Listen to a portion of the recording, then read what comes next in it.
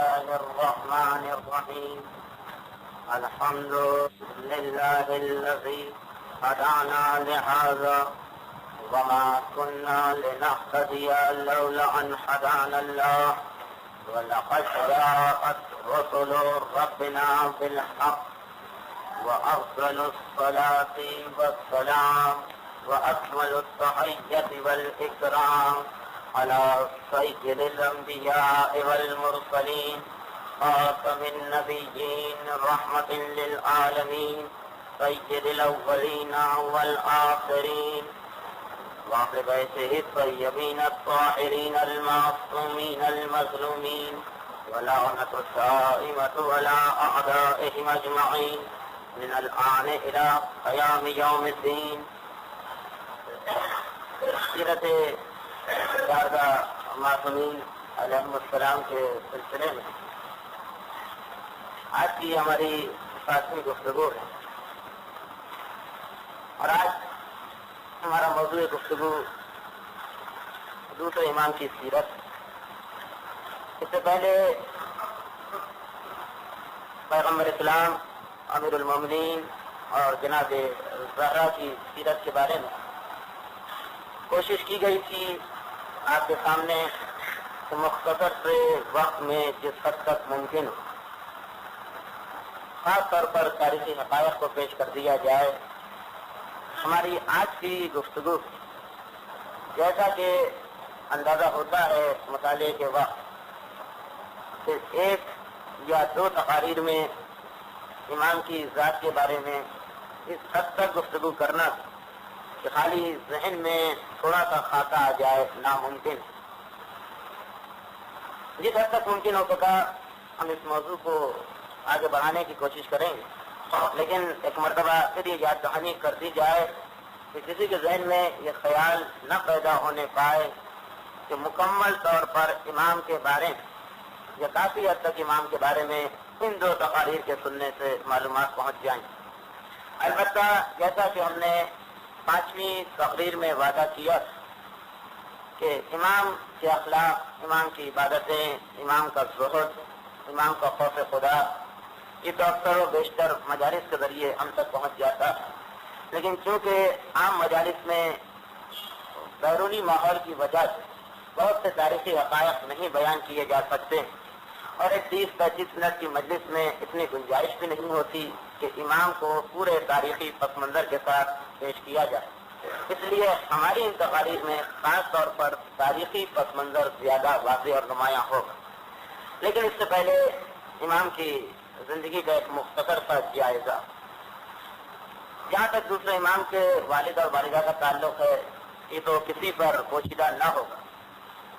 کہ امام حسن اور امام حسین یہ 2 وہ ہستیاں کہ جن کے باپ بھی معصوم اور ماں بھی معصومہ، اور غالباً ایسا فخر اور اعزاز اس پوری کائنات میں شاید ہی کسی کو ملا. 15 رمضان سن 3 ہجری وہ سن تھا کہ جب امام اس دنیا میں آئے، اور ذہن میں اس 3 ہجری کے سن کو رکھنا انتہائی ضروری،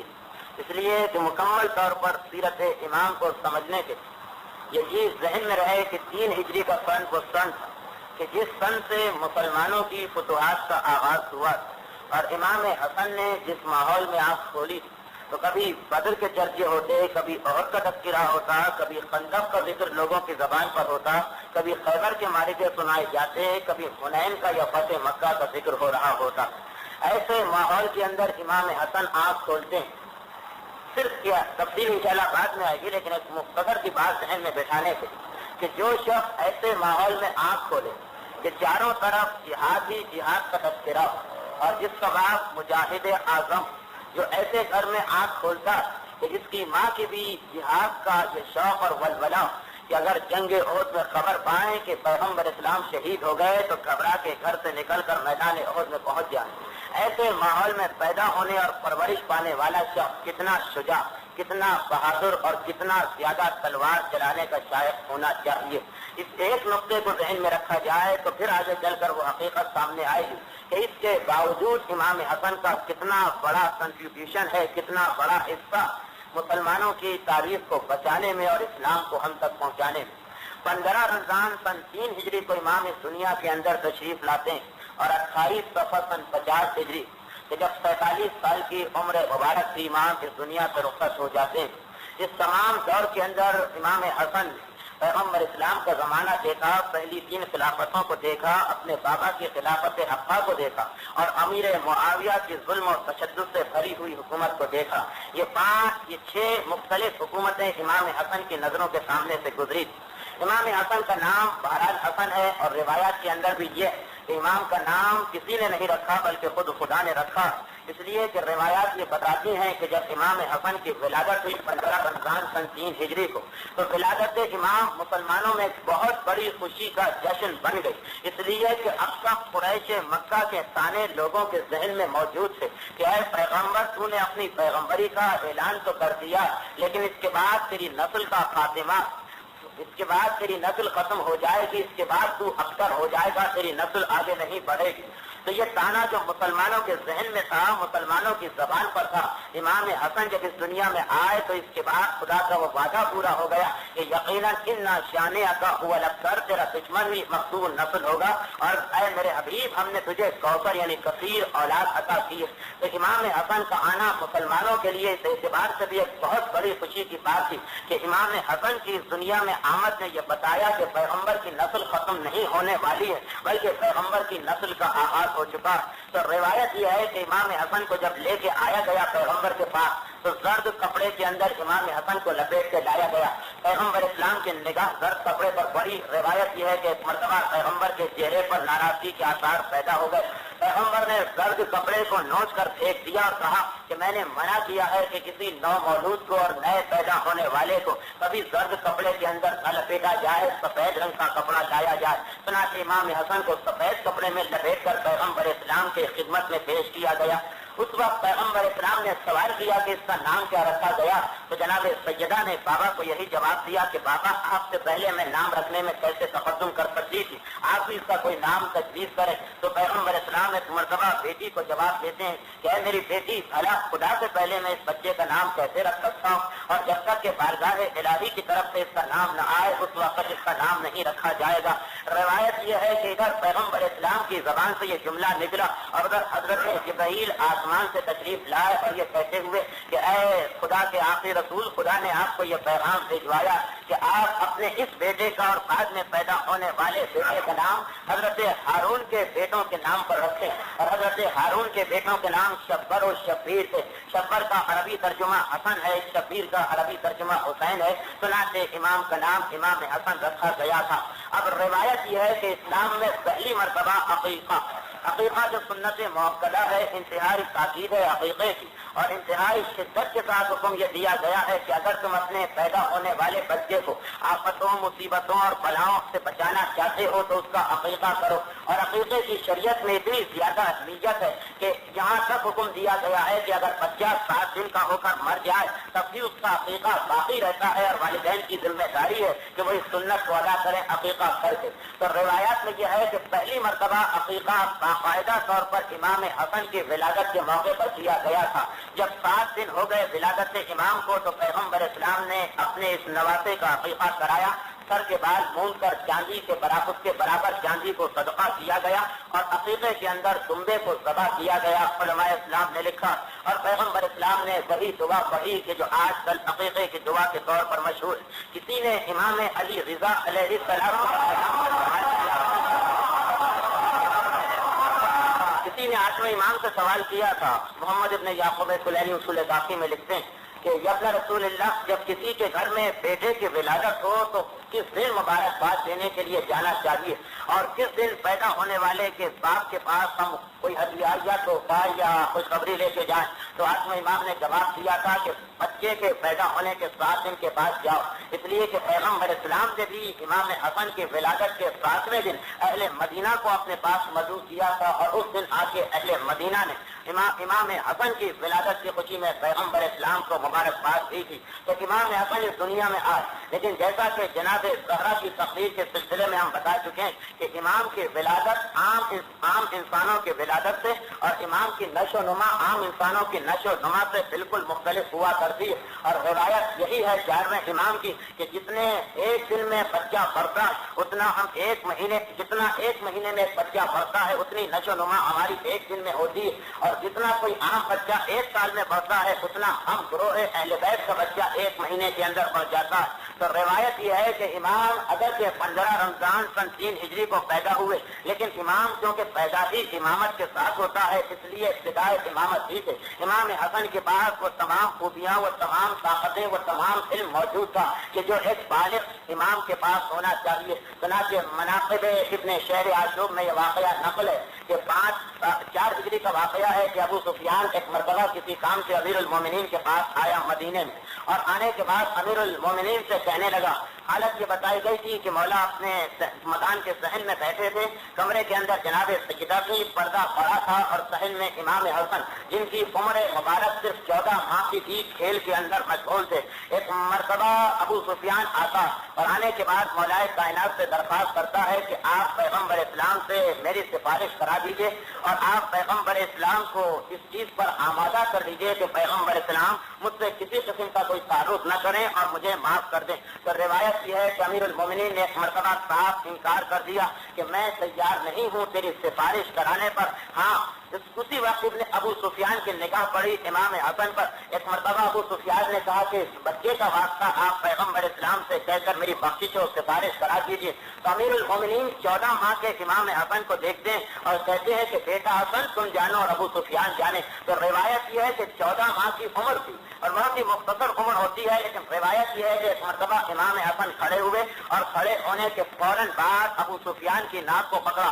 اور ناک کو موڑتے ہوئے کہنے لگے کہ اے ابو سفیان تو اسی وقت کلمہ شہادت کو سچے دل سے اپنی زبان پر جاری کر لے تو یقیناً میں اس کے بعد تیرا شفیع بننے کو تیار ہوں۔ 14 ماہ کی عمر یہ واقعات اس لیے بھی ذہن میں رہے کہ امام حسن کے بارے میں جو ایک عام غلط فہمی شیعوں میں پھیل گئی ہے کہ امام انتہائی حلیم شخص سے، انتہائی غصے کو ضبط کرنے والے شخص سے، یہاں تک کہ امام حسین کا مطلب لیا جاتا ہے شجاعت اور تلوار لے کر نکل آنا، اور امام حسن کا مطلب لیا جاتا ہے ایسا شخص جو گھر کے اندر چپ چاپ بیٹھا ہو۔ تو یہ واقعات ذہنوں میں رکھتے ہوئے چلے کہ امام حسن میں شجاعت کی کوئی کمی نہ تھی۔ 14 ماہ کی عمر ہے لیکن دشمن اسلام کی ناک مروڑنے کو تیار ہے۔ تو 14 ماہ کی بچپنے کی عمر میں جس کے جذبہ جہاد کی یہ کیفیت ہو تو جب اس کی جوانی پورے شباب پر ہو تو اس وقت اس میں دشمن اسلام کے مقابلے کا کیا جذبہ ہونا چاہیے، اور اس کے بعد بھی امام حسن نے سلو کر لی، اس کا مقصد کیا تھا؟ یقیناً کوئی بڑا مقصد ہوگا۔ تو اب روایتیں یہ بتا رہی ہیں کہ امام حسن ابتدائے عمر ہی سے جہاد کے لیے ہر وقت تیار رہا کرتے تھے،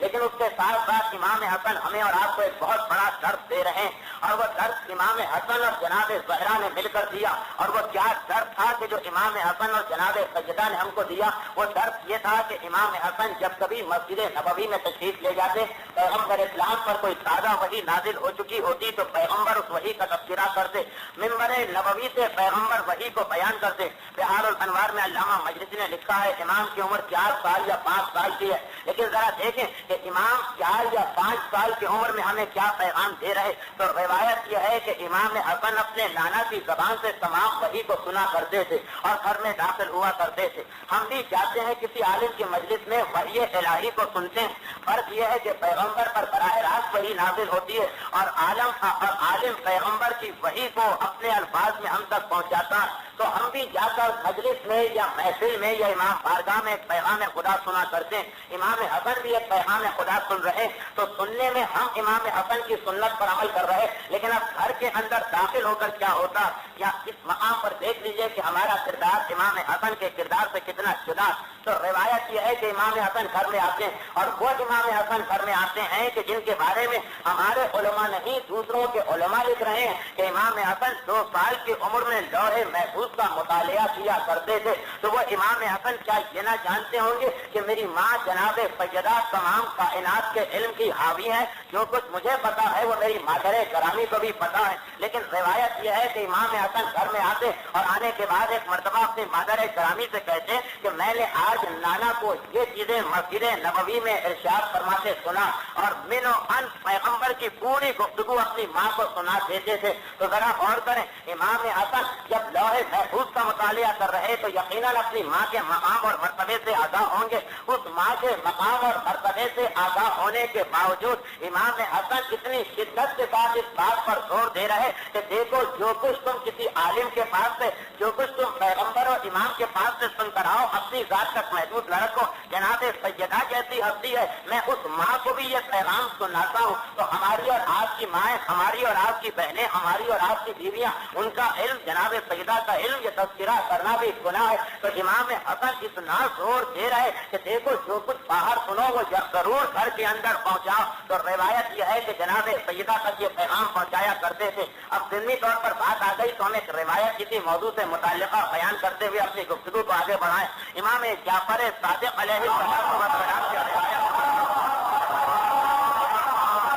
ہمارے چھٹے امام کی روایت ہے کہ یاد رکھو روز قیامت. اب بظاہر اس کا دوسرے امام کی سیرت سے کوئی تعلق نہیں، لیکن ضمنی طور پر جو واقعہ آ گیا اس کے ذہن میں یہ روایت کہ چھٹے امام کی روایت ہے کہ روز قیامت جب کوئی عورت میدان حشر میں آئے گی تو اس سے خدا ایک سوال کرے گا، اور وہ سوال یہ کرے گا کہ کیا تو نے عمل کیا تھا احکامات خدا پر یا عمل نہیں کیا تھا. اگر وہ کہہ دے کہ خدا بندہ عمل کیا تھا تو جنت میں چلی جاؤ، اگر کہہ دے کہ عمل نہیں کیا تھا تو جہنم کے اندر داخل ہو جاؤ. لیکن روایت یہ ہے کہ امت کا کوئی مرد جب پہنچے گا تو اس سے دو سوال کیے جائیں گے. پہلا سوال یہ کیا جائے گا کہ کیا تم نے عمل کیا تھا، اگر وہ کہہ دے کہ عمل نہیں کیا تھا تو سیدھا جہنم میں چلے جاؤ، اور اگر وہ کہہ دے کہ میں عمل کر کے آیا تھا، یہ میری نماز، یہ میرا روزہ، یہ میری زکات، یہ میرا خمس، یہ میرا حج، یہ میرا اطاعت والدین، یہ تمام نیکیاں گواہ، تو عورت یہی جواب دیتی کہ خدا بندہ میں نے نیکیاں کی تھی، جنت میں داخل ہو جاتی. لیکن چھٹے امام کہہ رہے کہ مرد یہی جواب دے گا تو اس کو روک دیا جائے گا،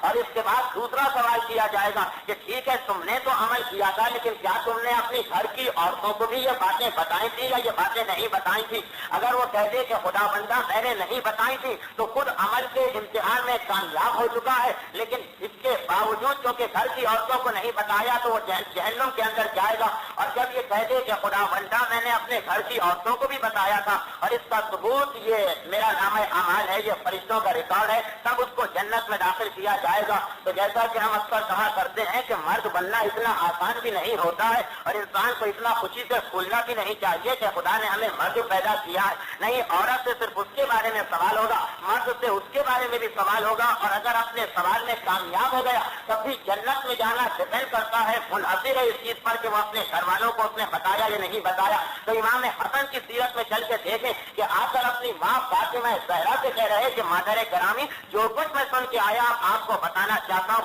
پتا چلا کہ کبھی اس احتمال کے اوپر کہ شاید میرے گھر والے بھی یہ چیزیں جانتے ہو، اتفاق کر کے نہ بیٹھے، آپ کی ذمہ داری ہے کہ جو باہر سیکھے وہ گھر کے اندر آ کر بتائیں. تو یہ امام حسن نے ماں کا حق بتایا کہ ماں کا حق کیا ہے. ماں کا سب سے بڑا حق ہے کہ نیکی کی جو بات تمہیں معلوم ہو وہ اپنی ماں تک بھی پہنچاؤ اور ماں کو عمل کرنے پر مجبور کرو، یہ ماں کا حق ہے. اور اس کے فوراً بعد باپ کا حق آتا ہے. تو روایتوں کے اندر یہ ہے کہ ایک مرتبہ جب جناب سیدہ بار بار امیر المومنین سے کہا کرتی تھی کہ ہمارا بیٹا حسن تو اس طرح نانا کی گفتگو کو من و ان پہنچا دیا کرتا، تو امیر المومنین ایک مرتبہ کہتے ہیں کہ اے بنت رسول، میرا دل بھی چاہتا ہے کہ اپنے بیٹے کی گفتگو کو سنوں. کل ایسا کیا جائے کہ جب امام حسن آنے والے ہوں، جب حسن آنے والا ہو تو اس سے پہلے میں گھر میں داخل ہو جاؤں گا اور چھپ کر ایک مقام پر بیٹھ جاؤں گا. یہ ماں کا حق تھا جو امام حسن نے بتایا، اور یہاں سے باپ کا حق شروع ہو رہا. تو روایت یہ ہے کہ امیر المومنین پہلے ہی سے گھر کے اندر آ کر پوشیدہ ایک مقام کے اوپر بیٹھ گئے، اور بیٹھنے کے بعد جب امام حسن آئے اور گفتگو کرنے لگے تو روایت یہ کہ امام حسن نے گفتگو شروع کی، لیکن تھوڑی سی گفتگو کی ہوگی. ایک امام معصوم ہے، ایک امام ہے تمام کائنات کا حاکم ہے، لیکن اس امام معصوم کی بھی باپ کی حیبت سے یا باپ کے احترام سے یا باپ کی عظمت سے یہ حالت ہے کہ روایت یہ کہ ایک مرتبہ امام حسن کی زبان لڑکھڑانے لگی اور کہنے لگے کہ یا اماں فلج لجا لسانی و کل بیانی، مادر گرامی میری زبان لڑکھڑا رہی ہے، میں گفتگو نہیں کر سکتا. کأن سیدی جرا، ایسا لگ رہا ہے کہ جیسے میرے بابا مجھے دیکھ رہے ہیں. تو روایت یہ کہ امیر المومنین اس وقت باہر آئے، مسکراتے ہوئے بیٹے کو گلے سے لٹکایا، پیشانی پر بوسہ دیا، لیکن لیکن امام حسن نے کیا پیغام دیا کہ دیکھو باپ کی عظمت یہ ہوتی ہے کہ امام کو نہیں پتا کہ پاپا موجود ہے، لیکن یہ باپ کی عظمت ہے، یعنی ایک بیٹے کی نگاہ اتنی حساس ہونا چاہیے کہ باپ کو نہ دیکھے لیکن گھر کی حالت کو دیکھ کر اس کو اندازہ ہو جائے کہ یقیناً یہاں میرے باپ کی خوشبو رکھی ہوئی ہے، یقیناً کہ میرا گھر گواہی دے رہا کہ میرا باپ اس مقام پر موجود ہے۔ اور ضمنی طور پر ایک چھوٹی سی بات ہم بتاتے چلیں، بعض علماء سے سنا اور کتابوں تک میں یہ واقعہ چھپ چکا ہے کہ بے عین ہی ایسا ہی واقعہ ایک مرتبہ دور جدید کے عالم وقت آیت اللہ خوئی کے ساتھ بھی پیش آ چکا ہے، اور آقا خوئی کا بھی بے عین ہی اس قسم کا واقعہ کہنے کا مقصد یہ نہیں کہ معاذ اللہ آقا خوئی یا امام حسن کا مقابلہ ہو رہا، بلکہ کہنے کا مقصد یہ ہے کہ دیکھیے جس طریقے سے مومن ہوتا ہے کہ روایت یہ ہے کہ ایک مرتبہ گھر سے خارج دے رہے تھے، گھر سے خارج جس میں مجتہد تقریر کرتا ہے اور اپنا فتویٰ اور اپنی فقہی مسائل کی تشریح طالب علموں تک پہنچاتا ہے، تو روایت یہ ہے کہ دوران تقریر ایک مرتبہ زبان لڑکھڑانے لگی اور بے ساختہ یہ کہنے لگے کہ مجھے یقین ہے کہ اس مجلے میں میرے پاپا آ کر بیٹھ چکے ہیں، اور جب دیکھا گیا تو لوگوں نے یہ پایا کہ واقعاً آقا کوئی کے والد اس مجلے کے اندر تشریف فرما دے، تو وہی کہ مومن وہ ہوتا ہے جو بے عین ہی امیر المومنین کے نقش قدم پر چلے۔ تو امام حسن 4 سال کی عمر ہے، ماں کا حق بھی بتا رہے کہ ماں بہن بھائی گھر والوں کا حق یہ ہے کہ نیکی کا پیغام پہنچایا جائے، اور باپ کا حق بھی بتا رہے ہیں۔ اس ماحول کے اندر امام حسن کی پرورش ہو رہی اور اس ماحول کے اندر امام حسن زندگی گزار رہے ہیں۔ امام حسن کا اخلاق یا سیرت یا علم اتنا وسیع موضوع ہے کہ اگر ہم اس پر گفتگو کا آغاز کریں تو وہ تاریخی گفتگو ہماری ادھوری رہ جائے گی کہ جو اس پروگرام کا اصل مقصد ہے، لیکن بہرحال روایتیں یہ ہیں کہ امام حسن نے بے شمار خطبات دیے اخلاق کے سلسلے میں، موت کے سلسلے میں، اور روایت یہ ہے کہ امام حسن جب کبھی نماز کے لیے کھڑے ہوتے تھے تو یہ چوتھے امام کی گواہی ہے، کسی اور کی بھی نہیں، امام چاروں کی گواہی مناقب ابن شیخ عاشوب میں موجود ہے کہ جب میرے دادا امام حسن کھڑے ہوتے تھے، جب میرے نانا امام حسن نماز کے لیے کھڑے ہوا کرتے تھے تو اس وقت حالت یہ ہوتی تھی کہ چہرے کا رنگ زرد پڑ جاتا تھا، تمام بدن کے جوڑ ہل کر رہ جاتے تھے، جسم میں راشا پڑ جاتا تھا۔ ایک مرتبہ کسی نے میرے نانا سے سوال کیا کہ یہ آپ کی کیا حالت ہے، تو میرے نانا نے جواب دیا کہ تمہیں پتا نہیں، یہ وہ میں اس امانت کو ادا کرنے جا رہا ہوں جو امانت خدا نے زمینوں کو دینا چاہیے، آسمانوں کو دینا چاہیے، پہاڑوں کو دینا چاہیے، تو ان لوگوں نے قبول کرنے سے انکار کر دیا اپنی کمزوری کی وجہ سے، لیکن اب وہ امانت، اب وہ ذمہ داری مجھے ادا کرنا ہے۔ تو ہر وہ مومن کے جو خدا کی بارگاہ میں پہنچے، امام حسن کے الفاظ، ہر وہ رجل، ہر وہ مرد کے جو خدا کی بارگاہ میں حاضری دے، اس کا فرض یہ ہے کہ اس کے تمام جسم میں راجہ پڑ جائے، اس کے جسم کا جوڑ علیحدہ ہو جائے اور خوف خدا سے اس کا چہرہ زرد پڑ جائے۔ بس یہی نماز کی قبولیت کا معیار امام حسن نے بتایا۔ نمازیں ہم بھی پڑھتے ہیں لیکن ایسی نمازیں کہ سارا سال نماز پڑھتے ہیں، کسی قسم کی تبدیلی واقع نہیں ہوتی، جبکہ قرآن کہہ رہا کہ ان الصلاۃ تنہی عن الفحشاء والمنکر، نماز یقیناً تمہارے کردار کو تبدیل کرے گی۔ تو امام حسن بتا رہے کہ وہ نماز نہیں کہ جیسی عام مومن پڑھتے ہیں کہ نماز پڑھنے میں یا تذکرے مارنے میں کوئی فرق نہ ہو، نہیں، ایسی نماز کے جب بارگاہ الہی میں کھڑے ہو تو اس خوف اور خیال سے کہ میں کتنی جلیل القدر ہستی کے سامنے کھڑا ہوں، چہرے کا رنگ زرد پڑ جائے، جسم میں راشا آ جائے، جوڑ علیحدہ ہو جائے۔ تو امام حسن کے بارے میں روایت یہ ہے کہ سب سے زیادہ ہمارے امام کو تذکرہ پسند تھا، اور کون سا تذکرہ پسند تھا روایتوں سے دریافت کریں۔ اب آئیے ذرا ہم خود غور کرتے ہیں کہ امام حسن کو سب سے زیادہ کون سا تذکرہ پسند ہوگا۔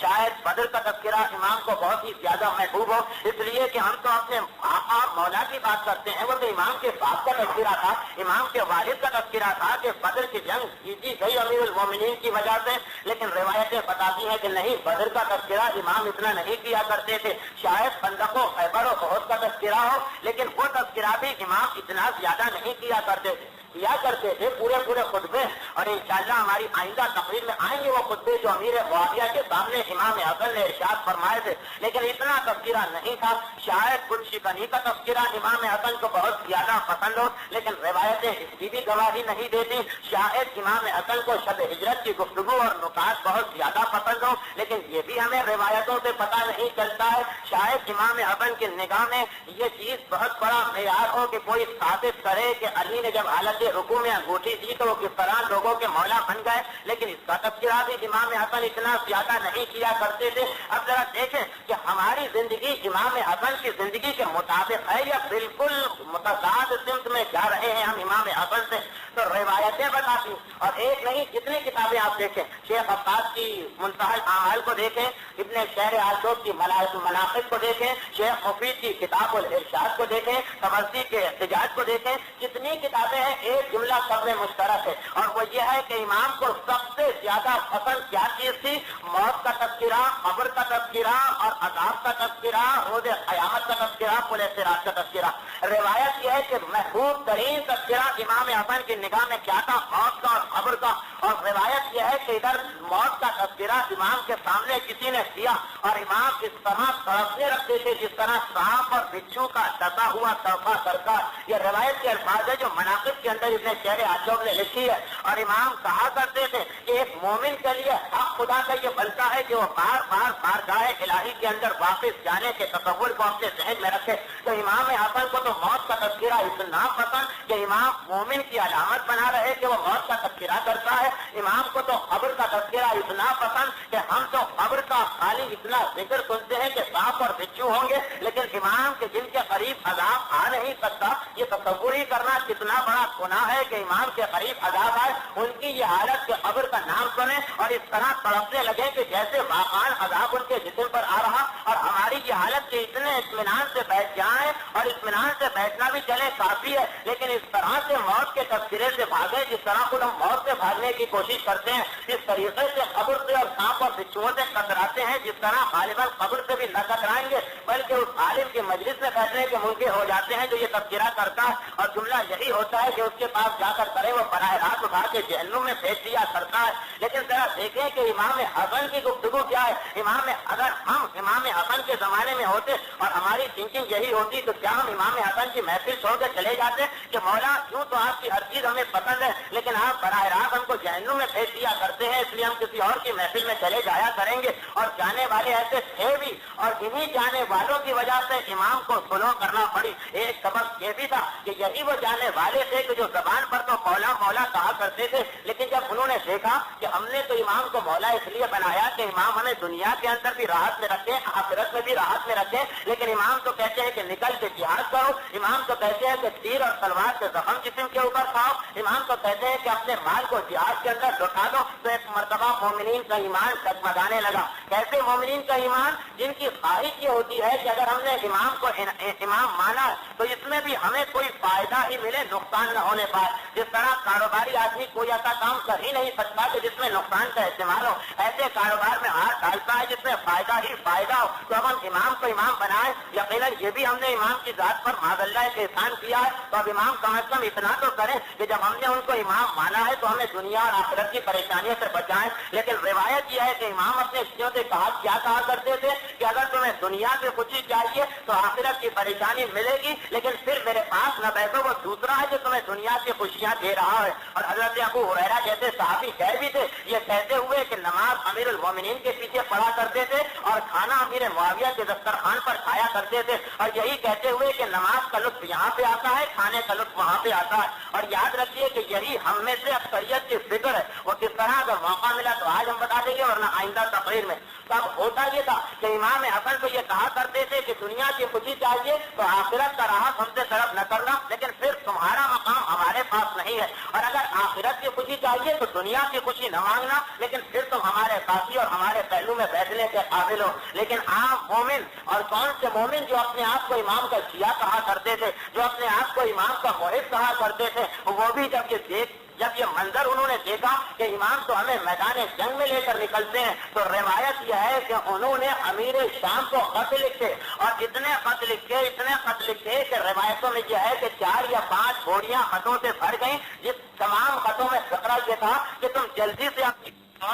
آؤ، امام ہمیں لے کے میدان میں نکلیں گے اور ہم عین حالت جنگ میں امام کو گرفتار کر کے تمہارے حوالے کر دیں گے۔ اور روایت یہ کہ معاویہ نے یہ سارے خط پھیلیوں کے اندر بند کر کے امام حسن کے پاس بھجوا دیے۔ یہ بھی ایک سبب بنا تھا، یہی کچھ نام نہاد اپنے آپ کو امام کا شیعہ کہنے والے سبب بنے تھے کہ امام حسن کو امیر معاویہ سے سلو کرنا پڑی۔ اگر یہ لفظ سلو مناسب ہے کیونکہ جب گفتگو آگے بڑھے گی تو آپ کو معلوم ہوگا کہ در حقیقت سلو امام نے نہیں تھی بلکہ سلو امیر معاویہ کو کرنا پڑی تھی، امام حاوی ہو چکے تھے۔ لیکن اب یہ تاریخ کا موضوع ہے، تو اب امام حسن کی سیرت پر اگر آپ عمل کرنے کو تیار ہوں تو امام کے ماننے والے، لیکن اگر آپ زبان سے امام کہہ رہے اور عمل کرنے کو تیار نہیں، تو اسی قسم کے شیعہ ہیں کہ جن کے اوپر امام حسن تک نے لعنت بھیجی ہے، اور یہ وہی شیعہ تھے۔ روایتوں میں یہ ہے کہ جب امام حسن نے سلو کر لی تو امام کے ماننے والے بہت سارے امام کا اعتقاد رکھنے والے ایک مرتبہ آئے اور امام کو سلام کیا۔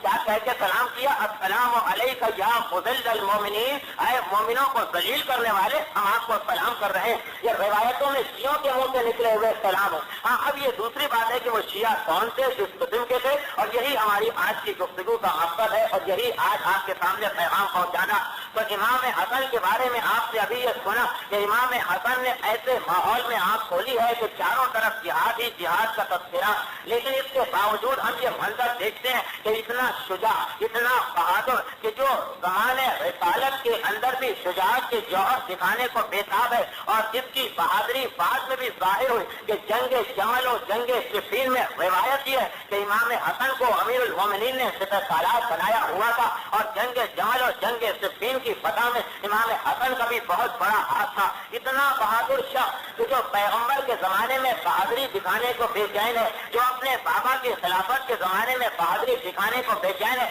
جبکہ عمر اس وقت 32 سال کی تھی اور پیغمبر کی وفات کے وقت عمر 8 یا 9 سال کی تھی۔ 9 سال سے 32 سال کا زمانہ تو عین جوانی کا زمانہ ہوتا ہے، عین شباب کا زمانہ ہوتا ہے، اور امام حسن نے اس وقت یہ منظر بھی دیکھا کہ میری مادر گرامی کے اوپر حملہ کیا گیا، یہ منظر بھی دیکھا کہ میرے گھر کے دروازے کو آگ لگائی گئی، یہ منظر بھی دیکھا کہ میرے پاپا کے گلے میں رسی ڈال کے ان کو کھینچ کے لے چلے، یہ منظر بھی دیکھا کہ میری ماں نے اپنے بالوں کو پھیلا کر بد دعا کے لیے ہاتھ اٹھا دیے، اور روایت سلمان فارسی کی ہے کہ جب جناب سیدہ نے بد دعا کے لیے ہاتھ اٹھائے تو ہم نے یہ دیکھا کہ مسجد نبوی لرزنے لگی، اور ایک مرتبہ مسجد کی دیواریں اتنی بلند ہو گئیں کہ ایک اونٹ ان کے نیچے سے گزر کے جا سکتا تھا۔ یہ سارے منظر امام حسن دیکھ رہے۔ ایک عام لڑکا یہ برداشت نہیں کر سکتا کہ اس کے باپ اور اس کی ماں کی اس طرح سے توہین ہو، اس کا عین شباب کا عالم ہو۔ 10 یا 11 سال کی عمر تھی، امام حسن شباب اور جوانی کے دور میں قدم رکھ رہے تھے،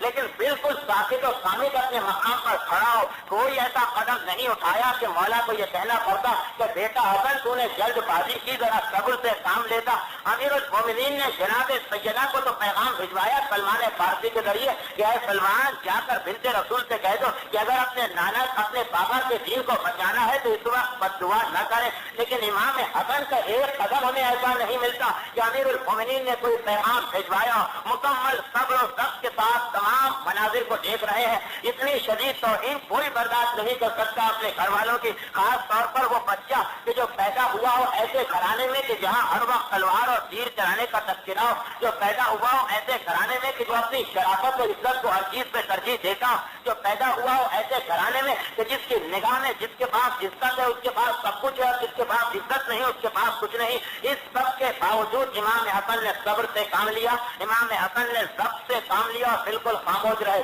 کیوں؟ اس لیے کہ میرا بابا بھی صبر و ضبط سے کام لے رہا اور امام حسن باپ کی سیرت کے اوپر عمل کر رہے تھے۔ یہ تاریخ کا ایک انتہائی اہم واقعہ کہ امام حسن نے 9 سال کی عمر سے 25 سال کی عمر تک جو عین حالت شباب کی عمر ہے، جب انسان میں اتنا جوش ہوتا ہے کہ کوئی اسے نہ چھیڑے تب بھی وہ دوسرے کو مارنے کے لیے تیار ہو جاتا ہے، اس وقت امام حسن یہ منظر دیکھ رہے ہیں کہ پہلی خلافت میں میرے بابا کے ساتھ ظلم ہوا، دوسری خلافت میں میرے بابا کے ساتھ ظلم ہوا، تیسری خلافت میں میرے بابا کے ساتھ ظلم ہوا، اور ایسے ایسے مظالم کہ جو کہ ہمارا مقصد خلافت راشدہ کو زیر بحث لانا نہیں، اس لیے اس سے قطع نظر کرتے ہوئے ایسے ایسے مظالم کے لوگ برداشت نہ کر سکے اور انہوں نے احتجاج کیا۔ چنانچہ آپ کو ملے گا کتابوں کے اندر ابو ذر غفاری احتجاج کرتے ہیں تو جلا وطن کر کے صحرا میں پھینکا دیا جاتا ہے، ہمارے یاسر احتجاج کرتے ہیں تو اتنا مارا جاتا ہے ان کو مسجد نبوی میں کہ ہمارے یاسر کے جسم سے خون کا فوارہ بلند ہوتا ہے، اور اس حالت میں لوگ اٹھا کر مسجد نبوی سے ہمارے یاسر کو لے گئے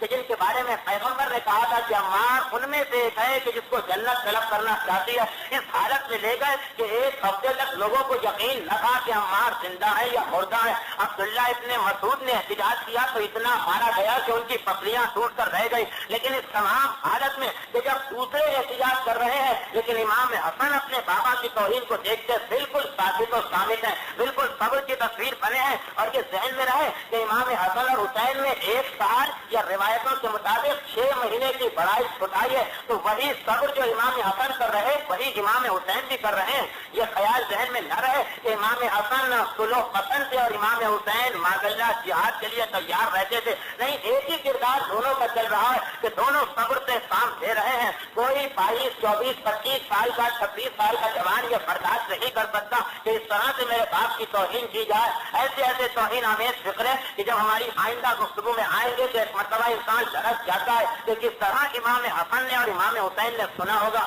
لیکن بالکل صبر و سب کی تصویر بنے ہوئے خاموش رہے تھے، اور اسی خاموشی کے اندر امام حسن نے وہ کارنامہ انجام دیا کہ پورے یقین کے ساتھ کہا جا سکتا ہے کہ اگر امام حسن وہ کارنامے انجام نہ دیتے تو کبھی امام حسین میدان کربلا میں جہاد نہ کر سکتے تھے۔ امام حسین کے جہاد کی تمام تر بنیاد امام حسن کا کردار ہے۔ اسی لیے غور کریں، پیغمبر اسلام کو اپنی 23 سال کی محنت کے باوجود 72 کامل ساتھی نہ مل سکے، امیر المومنین کو اپنے اتنے علم، تقوی اور فضیلت کے باوجود 40 مومنین کامل بھی نہ مل سکے۔ امام حسن کو بھی صرف 3 یا 4 مومنین کامل ملے، لیکن امام حسین کو کم از کم 72 اور زیادہ سے زیادہ 100 کے قریب مومنین مل گئے۔ یہ کس کے سبب سے، یہ کس کی وجہ سے؟ یہ اس کام کی وجہ سے جو امام حسن نے خاموشی سے بیٹھ کر انجام دیا تھا۔ کیوں؟ اس لیے کہ امام حسن نے یہ دیکھا تھا کہ کیا کچھ ہو رہا ہے۔ اور اب ہماری گفتگو تاریخ سے ایک ایسے موضوع پر جا رہی ہے کہ جس پر عام انسان اور عام سننے والے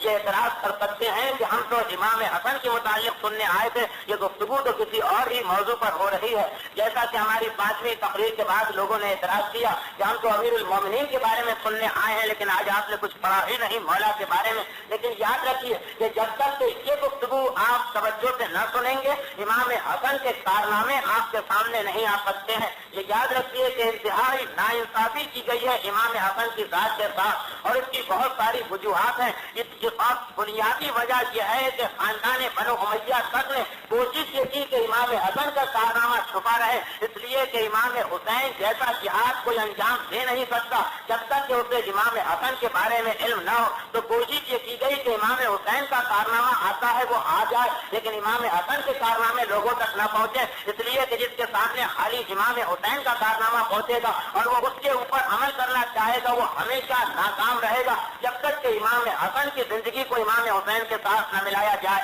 تو امام حسن نے کیا بڑا کارنامہ انجام دیا تھا کہ جس کے اوپر پیغمبر اور امیر المومنین پہلے ہی سے متنبع کر کے آئے تھے، اور جس کی خوشخبری ہمیں پہلے ہی سے معلوم ہو چکی تھی۔ اب وہ کارنامہ ہماری آج کی گفتگو میں تفصیل سے نہیں آ سکتا، لیکن پہلے یہ تاریخی پس منظر آپ سنیں تو پھر امام حسن کا جو کچھ بھی کردار اور حصہ ہے تاریخ اسلامی کے بنانے میں اور کربلا کے واقعے میں، وہ آپ کے سامنے آئے گا۔ امام حسن دیکھ رہے تھے پہلی 3 خلافتوں کو، اور پہلی 3 خلافتوں کے بارے میں عام مسلمانوں کا نظریہ یہ ہے کہ وہ راشدہ خلافتیں ہیں، یعنی سیدھے راستے پر چل رہی ہیں۔ صحیح بخاری کی ایک حدیث بھی پیغمبر اسلام کی اس ضمن میں پیش کی جاتی ہے کہ میرے پاس 3 سال کا خلافت صحیح رہے گی اور اس کے بعد سیدھے راستے سے ہٹ جائے گی۔ تو یہ عام مسلمانوں کا نظریہ ہے۔ ہم نہ ان کے نظریے کا مذاق اڑا رہے، نہ ان کے نظریے پر اعتراض کر رہے، ہم اپنے نظریے کو بیان کرنا چاہتے ہیں اپنی تاریخوں کی مدد سے، لیکن اس یقین کے ساتھ کہ ہر چیز دوسروں کی تاریخ میں بھی ثابت کر کے پیش کی جا سکتی ہے۔ تو اگر یہاں پر کوئی ایسا شخص ہے کہ جس کے جذبات کو ٹھیس لگتی ہے تو وہ اس ایک حقیقت کو ذہن میں رکھے کہ یہ ہماری اپنی گفتگو ہے، نجی گفتگو ہے، اپنا عقیدہ اپنے عوام تک پہنچانا ہے، اور انہی کی کتابوں سے، اور اس کے اندر بالکل مشہور ہے انسان کیا کرے۔ بہرحال اب آگے کہ امام حسن نے کیا تاریخی کارنامہ انجام دیا تھا۔ امام حسن کے مختلف چھوٹے چھوٹے کارنامے، لیکن امام حسن کے کارناموں کو سمجھنے کے لیے 2 بڑی چیزیں آپ کے ذہن میں رہیں۔ پہلی چیز تو یہ کہ جب پہلی خلافت نے امیر المومنین کی گردن میں رسی ڈالی اور ڈالنے کے بعد کھینچتے ہوئے مدینے کی گلیوں سے خلیفہ اول کے دربار تک لے گئے، تو یہ حقیقت تو آپ کے سامنے آ گئی ہوگی کہ مقصد مولا کی بیعت کو لینا نہیں تھا، مقصد مولا سے بیعت طلب کرنا نہیں تھا، ورنہ یوں بھی کہا جا سکتا تھا کہ یہ امیر المومنین کو پیغام دیا جاتا اور بلا لیا جاتا، مولا اس سے پہلے بھی گئے تھے اور اس موقع پر بھی جاتے، اور یا پھر خود دربار خلافت کے بڑے بڑے اراکین مولا کے پاس آ جاتے اور کہتے کہ یہ مسئلہ ہے ہماری بیعت کرو۔ اصل مقصد صرف ایک تھا، اور وہ مقصد یہ تھا کہ وہ یہ چاہتے تھے کہ کسی طرح علی کی تلوار نیام سے نکل جائے، تاکہ اس کے بعد ہمارے پاس ایک بہانہ بن جائے تمام خاندان اہل بیت کو تحت دیکھ کرنے کا، اور ہم تاریخ میں کم از کم اس چیز کو محفوظ کرا سکیں کہ پہل وہاں سے ہوئی تھی۔ اب یہ لوگ نہیں دیکھتے کہ پہل کرنے والا صحیح تھا یا غلط تھا، لوگ تو یہ دیکھتے کہ پہلی تلوار علی نے نکالی اور اس کے بعد حکومت نے مجبوراً مقابلہ کیا۔ تو پوری کوشش پہلی خلافت کی یہ تھی کہ کسی طرح علی کی تلوار نیام سے نکل جائے۔ اسی مقصد کے تحت گھر کو جلایا گیا کہ ایک عام غیرت مند شوہر یہ برداشت نہیں کر سکتا، اس وقت جو ہتھیار ہاتھ میں آتا ہے وہ لے کے نکل جاتا ہے، لیکن مولا بھی حقیقت کو جانتے تھے، علم امامت سے بھی، اور جو مولا سے کسی نے پوچھا بھی تھا کہ آپ نے تلوار کیوں نہ نکالی تو یہی جواب دیا تھا کہ وقت رحلت میرا چچا زاد بھائی پیغمبر اسلام مجھے بتا گئے تھے کہ کیا ہونے والا ہے اور بنا کر گئے تھے کہ میں تلوار نہ نکالوں، تو مولا نے صبر کیا۔ اب جب دربار خلافت نے دیکھا کہ امیر المومنین کسی طریقے سے ہمارے قابو میں نہیں آ رہے، تو اب انہوں نے امیر المومنین کی گردن میں رسی ڈال کر انہیں مدینے کی گلیوں سے کھینچتے ہوئے دربار خلافت تک لے چلے۔ اب ذرا دیکھیں کہ اس کی کیا ضرورت تھی، اگر مولا آنے پر تیار نہ تھے، فوج کا ایک سستا جاتا گرفتار کر کے لا سکتا تھا، اس طرح سے گرفتار کر کے کہ کسی کو پتا بھی نہیں چلتا، رات کی تاریکی میں بھی گرفتاری ہو سکتی تھی، صبح سویرے بھی گرفتاری ہو سکتی تھی، لیکن روز روشن مدینے کی گلیوں میں اور گردن میں رسی ڈال کے لے چلے تاکہ ہر دیکھنے والا دیکھ لے۔ اب کتنا مشکل ایک شخص کے لیے جو ہے ایک اجنبی شہر میں ہمیں کوئی اس طرح لے جائے، غصہ آئے گا لیکن اتنا نہیں آئے گا، لیکن شہر والے جانتے ہیں کہ علی کی تلوار کی کیا طاقت ہے، وہ جانتے ہیں کہ علی بدر و احد و خندق و خیبر میں جب ہزاروں کافروں کو قتل کر سکتے ہیں تو کیا اس چھوٹے سے گروہ کے سامنے تلوار نہیں نکال سکتے۔ اور امیر المومنین کی پوزیشن کو دیکھیے کہ کتنی شدید توہین ایک شخص محسوس کرے گا کہ کل یہی گلیاں تھیں کہ جہاں پر میں گزرا کرتا تھا اور تمام شہر والے تمام گلی والے عزت احترام میں کھڑے ہو جاتے تھے، آج اسی گلی سے توہین کر کے لے جایا جا رہا ہے، کون شخص ضبط کر سکے گا؟ اور یہی مقصد تھا کہ علی ضبط نہ کر پائیں گے، ادھر علی کی تلوار نکلی اور ادھر ہمیں بہانہ ہاتھ آ گیا، ہم ان تمام کو بھی قتل کر ڈالیں گے۔ یوں تو علی کے جاننے والوں کو قتل کیا، لیکن بڑی بڑی ہستیوں پر ہاتھ ڈالتے ہوئے ہر حکومت گھبراتی ہے۔ سلمان فارسی زندہ، عمار زندہ، مقداد زندہ، مولا زندہ، امام حسن اور حسین زندہ، بلال حبشی زندہ، ابو ایوب انصاری زندہ، حذیفہ الیمانی زندہ، یہ سارے امیر المومنین کے انتہائی قریبی ساتھی تھے، لیکن اس کے باوجود مولا جانتے تھے کہ اگر تلوار نکلی میں نے ان کا مقابلہ کیا تو یقیناً ہو سکتا ہے، بلکہ یقیناً میں ان کو ختم کرنے میں کامیاب ہو جاؤں گا، لیکن اس کے بعد اسلام مکمل طور پر ختم ہو کر رہ جائے گا۔ تو امیر المومنین نے اس توہین کو برداشت کیا، تلوار نہیں نکالی۔ اسی لیے دربار خلافت میں جب پہنچے تو ایک طرف تو اتنے زور و شور کے ساتھ گرفتار کر کے علی کو لایا گیا، لیکن جب علی نے بیعت کرنے سے انکار کر دیا تو آسانی سے چھوڑ دیا گیا، صرف اس لیے کہ مقصد پورا نہ ہوا، علی نے تلوار نکالنے میں پہل نہ کی تھی۔ تو اب خلافت اولیٰ نے پہلا قدم تو یہ اٹھایا کسی طرح علی کی تلوار نکل آئے، لیکن امیر المومنین نے ایک امام حق کی طرح سے صبر و سکون کے ساتھ کام لیا اور تلوار نکالنے سے انکار کر دیا۔ دوسرا قدم یہ اٹھایا خلافت اولیٰ نے کہ امیر المومنین اور ان کے ساتھیوں کو معاشی طور پر اس قابل نہ کیا جائے کہ یہ اپنی زندگی آرام سے گزار سکیں اور مجبوراً انہیں ہمارے در پہ جھکنا پڑے۔ چنانچہ باغ فدق کو چھینا، خمس کو حرام قرار دے دیا اور حکم دیا کہ خمس کوئی اہل بیت کو نہ دے بلکہ حکومت وقت کے پاس آ کر جمع کرائے، تاکہ ہر طرح کا معاشی ذریعہ اہل بیت پر بند ہو جائے تو مجبوراً یہ ہمارے پاس آئیں گے۔ اور تیسری کوشش یہ کی کہ علی کا نام لوگوں کے ذہنوں سے بالکل مٹا دیا جائے، یہ تیسری کوشش کی گئی تھی۔ اور اسی مقصد کے تحت دربار خلافت نے کیا قدم اٹھایا؟ یہ قدم اٹھایا کہ جتنے بھی مدینے کے اندر علی کی بہادری جاننے والے تھے اور جتنے بھی علی کے ساتھ جنگوں میں حصہ لے چکے تھے، ان سب کو مختلف بہانوں سے مدینے سے باہر نکال دیا تاکہ مدینے میں علی کی بہادری جاننے والا کوئی نہ رہے۔ چنانچہ مسلسل جو آپ نے سنا ہے کہ جنگیں ہوئی، مسلسل جہاد ہوئے، روم فتح ہوا، ایران فتح ہوا، شام فتح ہوا، فلسطین فتح ہوا، یہ اتنی بڑی بڑی جنگیں کیوں لڑی گئی؟ صرف ایک مقصد کے تحت کہ جتنے بھی علی کی بہادری کو جانتے ہیں وہ بدر والے، احد والے، خندق والے، خیبر والے، ان سب کو باہر نکال دیا جائے۔ اور اسی لیے روایت میں یہ ہے کہ 313 بدر کے اندر لڑنے والے تھے، اور پہلی جنگ جو خلافت اولیٰ کے زمانے میں حضرت ابو بکر کے زمانے میں ہوئی جنگ یمامہ، اس کے اندر یہ سارے بدر والے یا ان کی بڑی تعداد کو بھیج دیا گیا تھا۔ اسی لیے روایت ہے کہ 70 وہ صحابی جنگ یمامہ میں شہید ہوئے کہ جو اہل بدر میں سے تھے اور بدر کی جنگ میں حصہ لے چکے تھے، تو وہ 313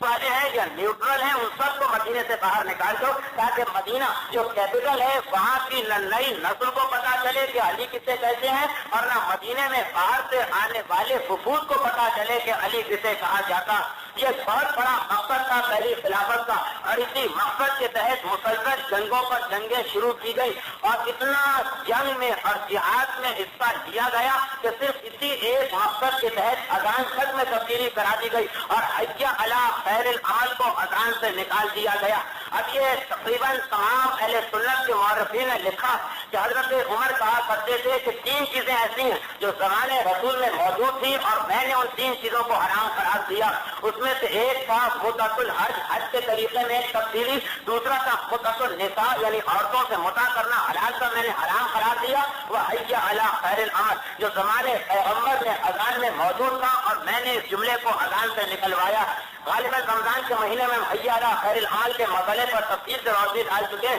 کہ اتنی علی کے نام کو لوگوں کے ذہن سے مٹانے کی کوشش تھی کہ حی علی خیر العمل کو اذان سے نکالا گیا۔ تو یہ یاد رکھیے کہ پیغمبر کے زمانے میں حی علی خیر العمل اذان میں تھا، حضرت ابو بکر کے زمانے میں حی علی خیر العمل اذان میں تھا، حضرت عمر کے زمانے میں اس کو اذان سے نکلوایا گیا۔ اور کسی نے پوچھا تھا کہ کیوں نکلوایا گیا، تو اس کی جو تشریح کی تھی اس تشریح کا مفہوم کچھ اس طریقے سے ہے کہ ہمیں یہ چاہیے کہ ہم اپنے لوگوں کو مدینے کے باہر جہاد میں حصہ لینے کے لیے بھیجیں۔ اب کون ایسا شخص ہے کہ جو آسانی سے اپنی جان دینے کے لیے اور گردن کٹانے کے لیے چلا جائے گا، تو کوئی نہ کوئی اس کے سامنے بہانات، کوئی لالچ رکھی جائے تبھی تو وہ مدینے سے نکل کے جائے گا۔ تو اب اس زمانے کے اندر جہاد کے بارے میں روایتیں پیش کی گئی کہ جہاد افضل ترین عبادت ہے، جو جہاد میں حصہ لے وہ جنتی ہوتا ہے، جو جہاد میں حصہ لے ملائکہ اس کا استقبال کرتے ہیں۔ غرض یہ کہ جہاد کی ساری روایتیں بتائی گئی۔ حضرت عمر خود ناقل ہیں کہ جب اذان میں حی علی خیر العمل کا جملہ آتا اور وہ اذان میں اردو بولنے والے یا گجراتی بولنے والوں کے درمیان نہیں دی جاتی تھی، عربی بولنے والوں کے درمیان دی جاتی تھی، تو وہ فوراً سمجھ لیتے تھے کہ حی علی خیر العمل کا مطلب یہ ہے کہ بہترین عمل یعنی نماز کی طرف آؤ۔ تو اب لوگوں نے سوچنا شروع کر دیا، 150-200 سال تو نیا نیا شوق کا جا کر لڑ لیے، اب حضرت عمر کا زمانہ آیا، 2-2.5 سال لڑتے لڑتے ہو گئے، تو لوگوں میں خیال پیدا ہونا شروع ہوا کہ یہ نماز کو افضل ترین عبادت ہے، کہا جا رہا کہ بہترین عمل نماز ہے، حی علی خیر العمل بہترین عمل کی طرف آؤ، اور ہمیں جہاد کو ہمیں جہاد کی طرف بھیجا جا رہا یہ کہہ کر کہ جہاد بہترین عمل ہے۔ تو اب ہم کیا کریں؟ اب جب اذان میں خیر العمل نماز کو کہا گیا، اس کا مقصد یہ ہے کہ نماز بہترین عمل ہے، تو جب نماز بہترین عمل ہے تو ہم نماز کو چھوڑ کر جہاد کرنے کیوں جائیں، جبکہ اس کے اندر نہ تو گھر والوں سے جدائی ہے، نہ زخمی ہونا ہے، نہ مرنا ہے، نہ کوئی اور پریشانی ہے، اور وہ جو بہترین عمل نہیں اس میں حصہ لینے جائیں، گھر کو بھی چھوڑنا پڑے گا، زخم بھی کھانا پڑیں گے، مر بھی جانا پڑے گا، بیوی یتیم بیوہ بھی ہو جائے گی، بچے یتیم بھی ہو جائیں گے۔ غلط یہ جملہ تو آج کل کہنا چاہیے تھا کہ بیوی یتیم ہو جائے گی، چاہیے کہ ہم بیوی کے مرنے سے یتیم ہو جائیں گے۔ بہرحال اس زمانے میں بیوی کا وہ تصور نہیں تھا، تو بہرحال اب یہ کہ کہا کہ اتنی مشکلات میں حصہ لو اور اتنا لڑو اور کرو اور کٹو، پھر بھی بہترین عمل وہ نہیں ہے، اور یہاں گھر بیٹھے اطمینان سے گئے مسجد میں 2 رکعت نماز پڑھی، باہر نکل آئے اور اتنے بہترین عمل کا ثواب مل گیا، تو کون ایسا بے وقوف ہے یا کون ایسا اندھا ہے کہ اس کو چھوڑ کر اس کی طرف جائے گا؟ حضرت عمر نے بھی حقیقت کو محسوس کر لیا کہ لوگ جہاد سے بھاگ رہے ہیں، تو انہوں نے حکم دیا کہ اذان میں سے یہ جملہ نکال دیا جائے، اس لیے لیے کہ تمام خرابیوں کی جڑ یہ جملہ، نہ کہ جملہ رہے گا، نہ لوگوں کی توجہ نماز کی طرف جائے گی، نہ لوگ اسے بہترین عمل سمجھیں گے۔ تو اتنی امیر المومنین سے دشمنی تھی کہ امیر المومنین کے نام کو مٹانے کے لیے جہادوں کا سلسلہ شروع کیا گیا، اور جب یہ دیکھا گیا کہ لوگ جہاد میں حصہ نہیں لیں گے، مدینے میں آئیں گے، اور 2-2.5 سال کا عرصہ گزرا ہے، ابھی مدینے والے علی کو جانتے ہیں، یہ سارے لوگ علی کو جانتے ہیں، قیامت ہو جائے گی، تو اب یہ اذان میں ترمیم کر کے، تبدیلی کر کے، اذان میں سے یہ جملہ نکال کے لوگوں کو پھر محاذ جنگ کی طرف بھیج دیا گیا۔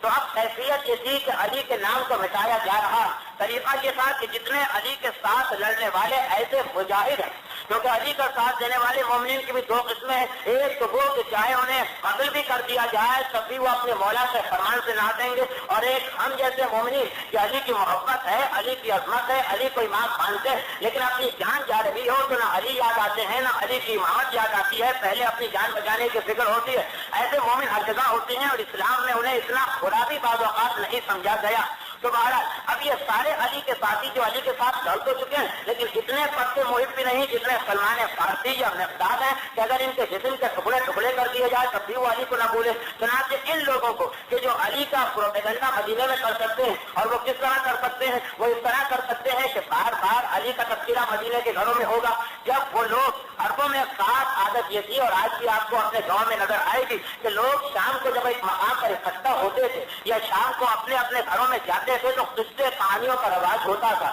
آج تو ریڈیو اور ٹی وی اور 50-50 نے اس سفر کو پورا کر دیا، لیکن اس زمانے میں جو کہ یہ 50-50 نہیں تھا، اس لیے لوگ اپنے اپنے گھروں میں بیٹھ کر اپنے بیوی بچوں سے بات چیت کیا کرتے تھے، پرانے قصے سنایا کرتے تھے، یا ایک شہر میں کسی مقام پر اکٹھا ہو کر پرانی باتیں بیان کیا کرتے تھے۔ تو یقیناً اس میں بار بار اسلامی جنگیں آتی، بار بار علی کا نام آتا، تو وہ تمام کے تمام جو اس زمانے کو یاد کیے ہوئے تھے ان کو باہر بھیج دیا گیا۔ وہ باہر تاکہ وہ باہر جائیں، جو کچھ کہنا ہے باہر کہیں، مدینے میں کسی کو پتہ نہ چلے۔ یہ پہلا قدم اٹھایا گیا علی کے نام کو ذہن سے مٹانے کے لیے۔ دوسرا قدم جو اٹھایا گیا کہ وہ تمام قومیں جو پہلے ہی سے ختم ہو رہی تھی، اور ابن نے بھی اپنی کتاب میں لکھا کہ روم اور ایران تو بالکل ختم ہو چکے تھے، معمولی کا لشکر بھی حملہ کرتا تو وہ شکست کھا جاتے، ان کے اوپر حملہ کرایا گیا تاکہ اب دوسرے بہادروں کا نام بلند کرنے کا موقع ملے۔ خالد ابن ولید سیف اللہ کہہ کر مخاطب کر دیا گیا، ابو عبیدہ جراح فاتح شام کہلائے، سعد ابن ابی وقاص فاتح مصر کہلائے، یعنی فاتحین کے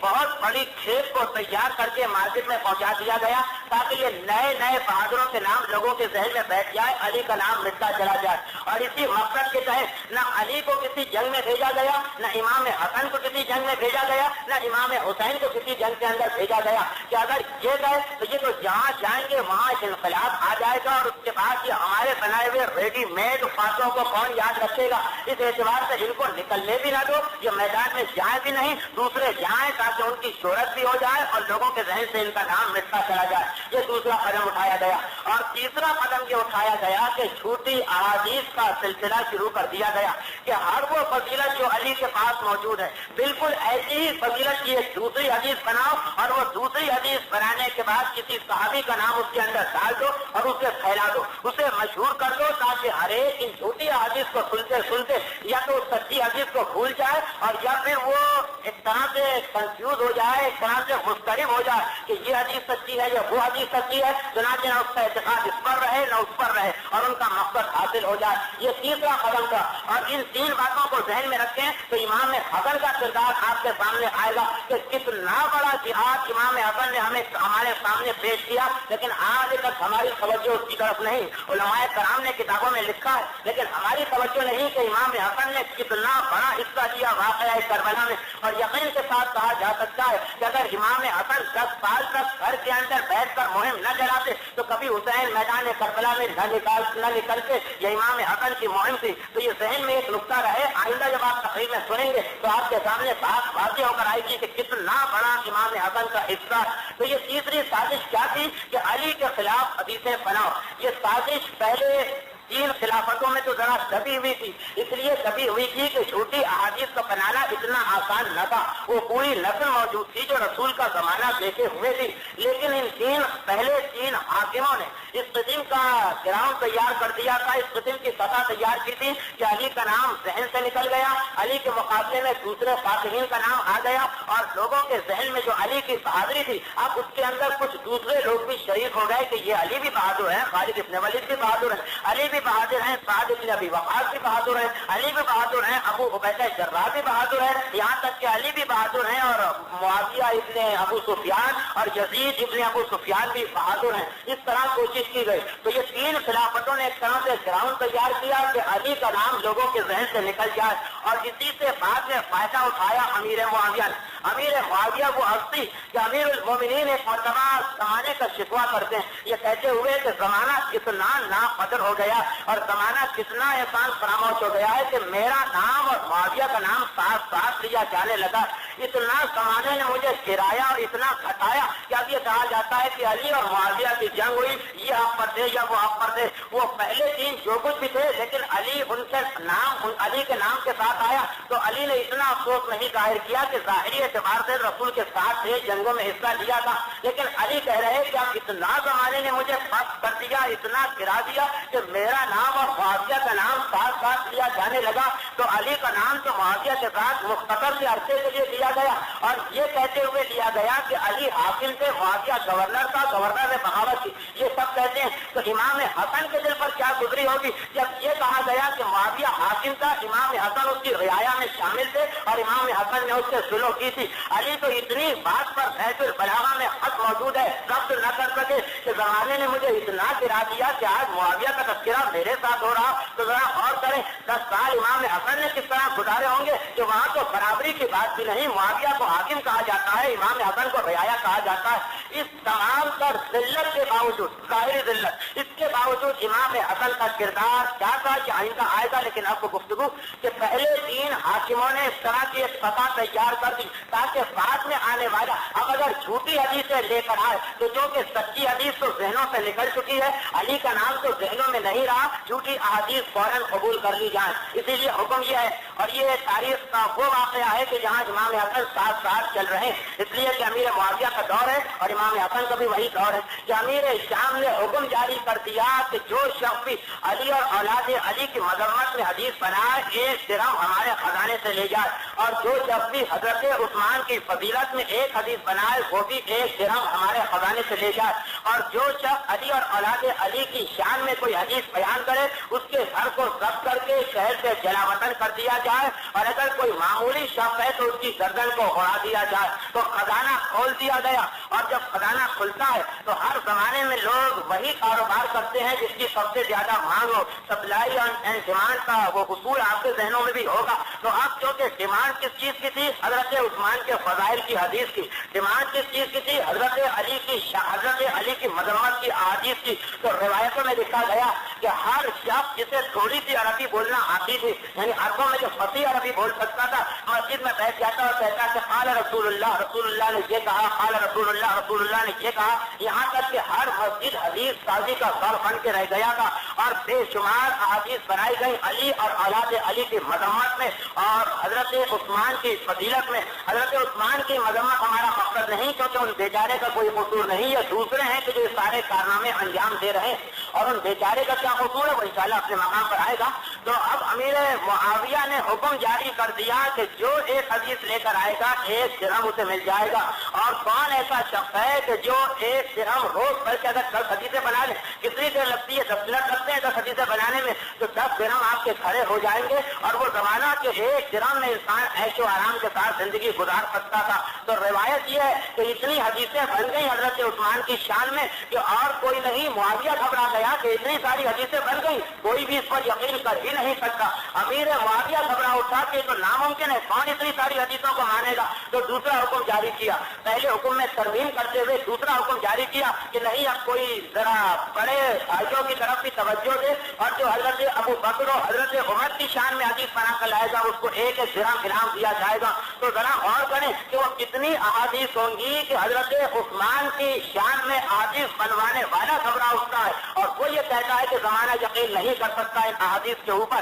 تو اب جتنی احادیث ہمیں نظر آتی ہیں سب کی سب اسی قسم کی ہیں. تو احادیث سازی کا ایک کارخانہ کھل گیا, احادیث بنائی گئی اور اتنی شدت اور شان کے ساتھ بنائی گئی, اور احادیث بنانے والے اتنے سیدھا دلیر ہوا کرتے تھے کہ روایتوں میں غالباً امام احمد کا واقعہ ہے, امام احمد ابن حنبل کا یا کسی اور امام کا واقعہ, ہمارے نہیں اہل سنت کی کسی امام کا واقعہ. تو ایک مرتبہ مسجد کوفہ میں گئے یا کوفے کے کسی اور مقام پہ گئے تو انہوں نے وہاں پہ دیکھا کہ ایک شخص ممبر پہ کھڑا, اور کھڑا ہونے کے بعد یہ کہہ رہا کہ احمد ابن حنبل نے روایت بیان کی ہے کہ جو شخص ایک مرتبہ لا الہ الا اللہ کہتا ہے خدا اس کے لیے جنت میں ایک پرندہ پیدا کرتا ہے جس کی چونچ سونے کی ہوتی ہے, اور وہ ہر وقت اس لا الہ الا اللہ کہنے والے کی تعریف کرتا رہتا. تو احمد ابن حنبل مجلس میں بیٹھے ایک مرتبہ حیران ہو گئے کہ میں نے تو آج تک ایسی حدیث نہیں کہی تھی, یہ میرے نام کی حدیث کہاں سے آ گئی. تو وہ کھڑے ہو گئے, کھڑے ہو کر کہنے لگے کہ اے شخص تو نے یہ حدیث کس سے سنی ہے؟ کہا کہ احمد ابن حنبل سے سنی ہے.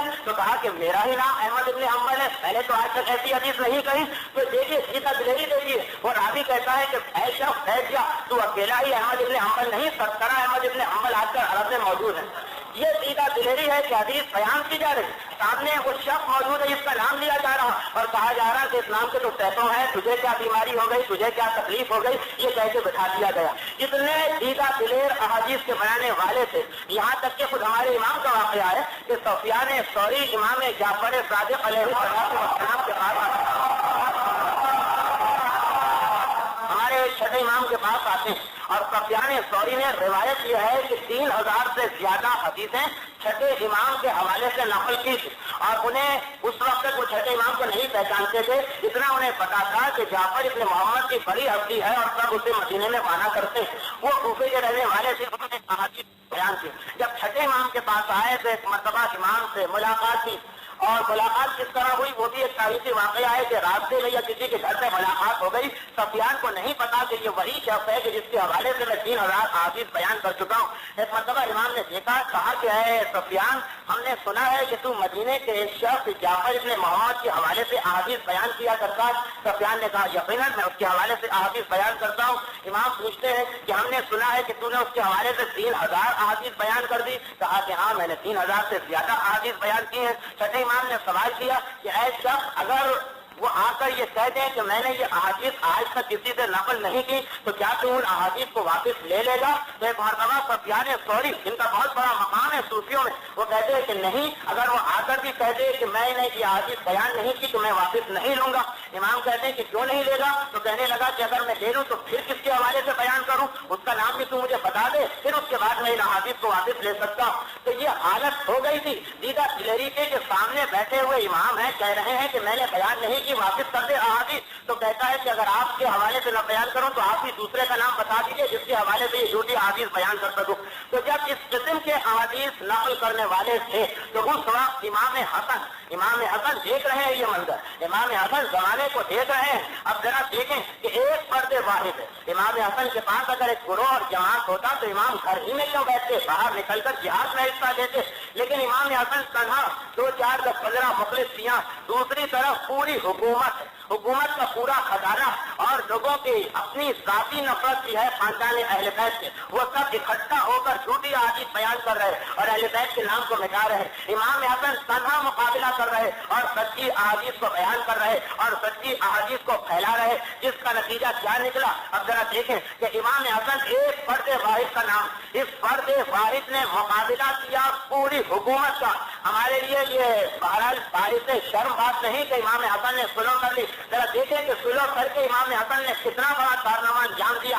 کہ ایک طرف پورا حاکم شام ہے, حاکم شام کی پوری حکومت ہے, حدیث سازی کی فیکٹریاں ہر گھر کے اندر لگی ہوئی ہیں, اس میں آپ کی مرضی کے مطابق ہر قسم کا مال تیار کر کے روانہ کیا جا سکتا ہے. اور اس روایت میں یہ کہ اگر آپ تھوک کے بھاؤ سے حدیثیں بنوائیں تو الگ اس کے دام لیے جاتے تھے, اور اگر آپ خوردے کے بھاؤ سے حدیثیں بنوائیں تو اس کے دام الگ لیے جاتے تھے. کوئی ایک حدیث بنوائے جائے تو زیادہ قیمت دی جاتی تھی, اور اکٹھا 50 حدیثیں آپ بنواتے اپنے مطلب کی تو اس کے اندر تھوڑا سا وہ آپ کو کمی کر دیتا تھا احادیث کا بنانے والا. تو ایک طرف یہ سلسلہ چل رہا, دوسری طرف ایک امام حسن کی ذات ہے, اور ایک امام حسن کی ذات نے وہ کارنامہ کارنامہ انجام دیا کہ شاید ہی کسی اور شخص کے ذہن میں یا کسی انسان کے ذہن میں آ سکتا کہ اتنی بڑی حکومت کا مقابلہ وہ شخص کرے جس کے پاس کوئی وسیلہ نہیں، ماحول سے کٹا ہوا، مدینے کے تنگ و تاریخ گھر کے اندر زندگی گزار رہا، نہ فوج ہے نہ ساتھی ہے نہ طاقت ہے، لیکن وہ کارنامہ امام حسن نے انجام دیا کہ یہی شام والے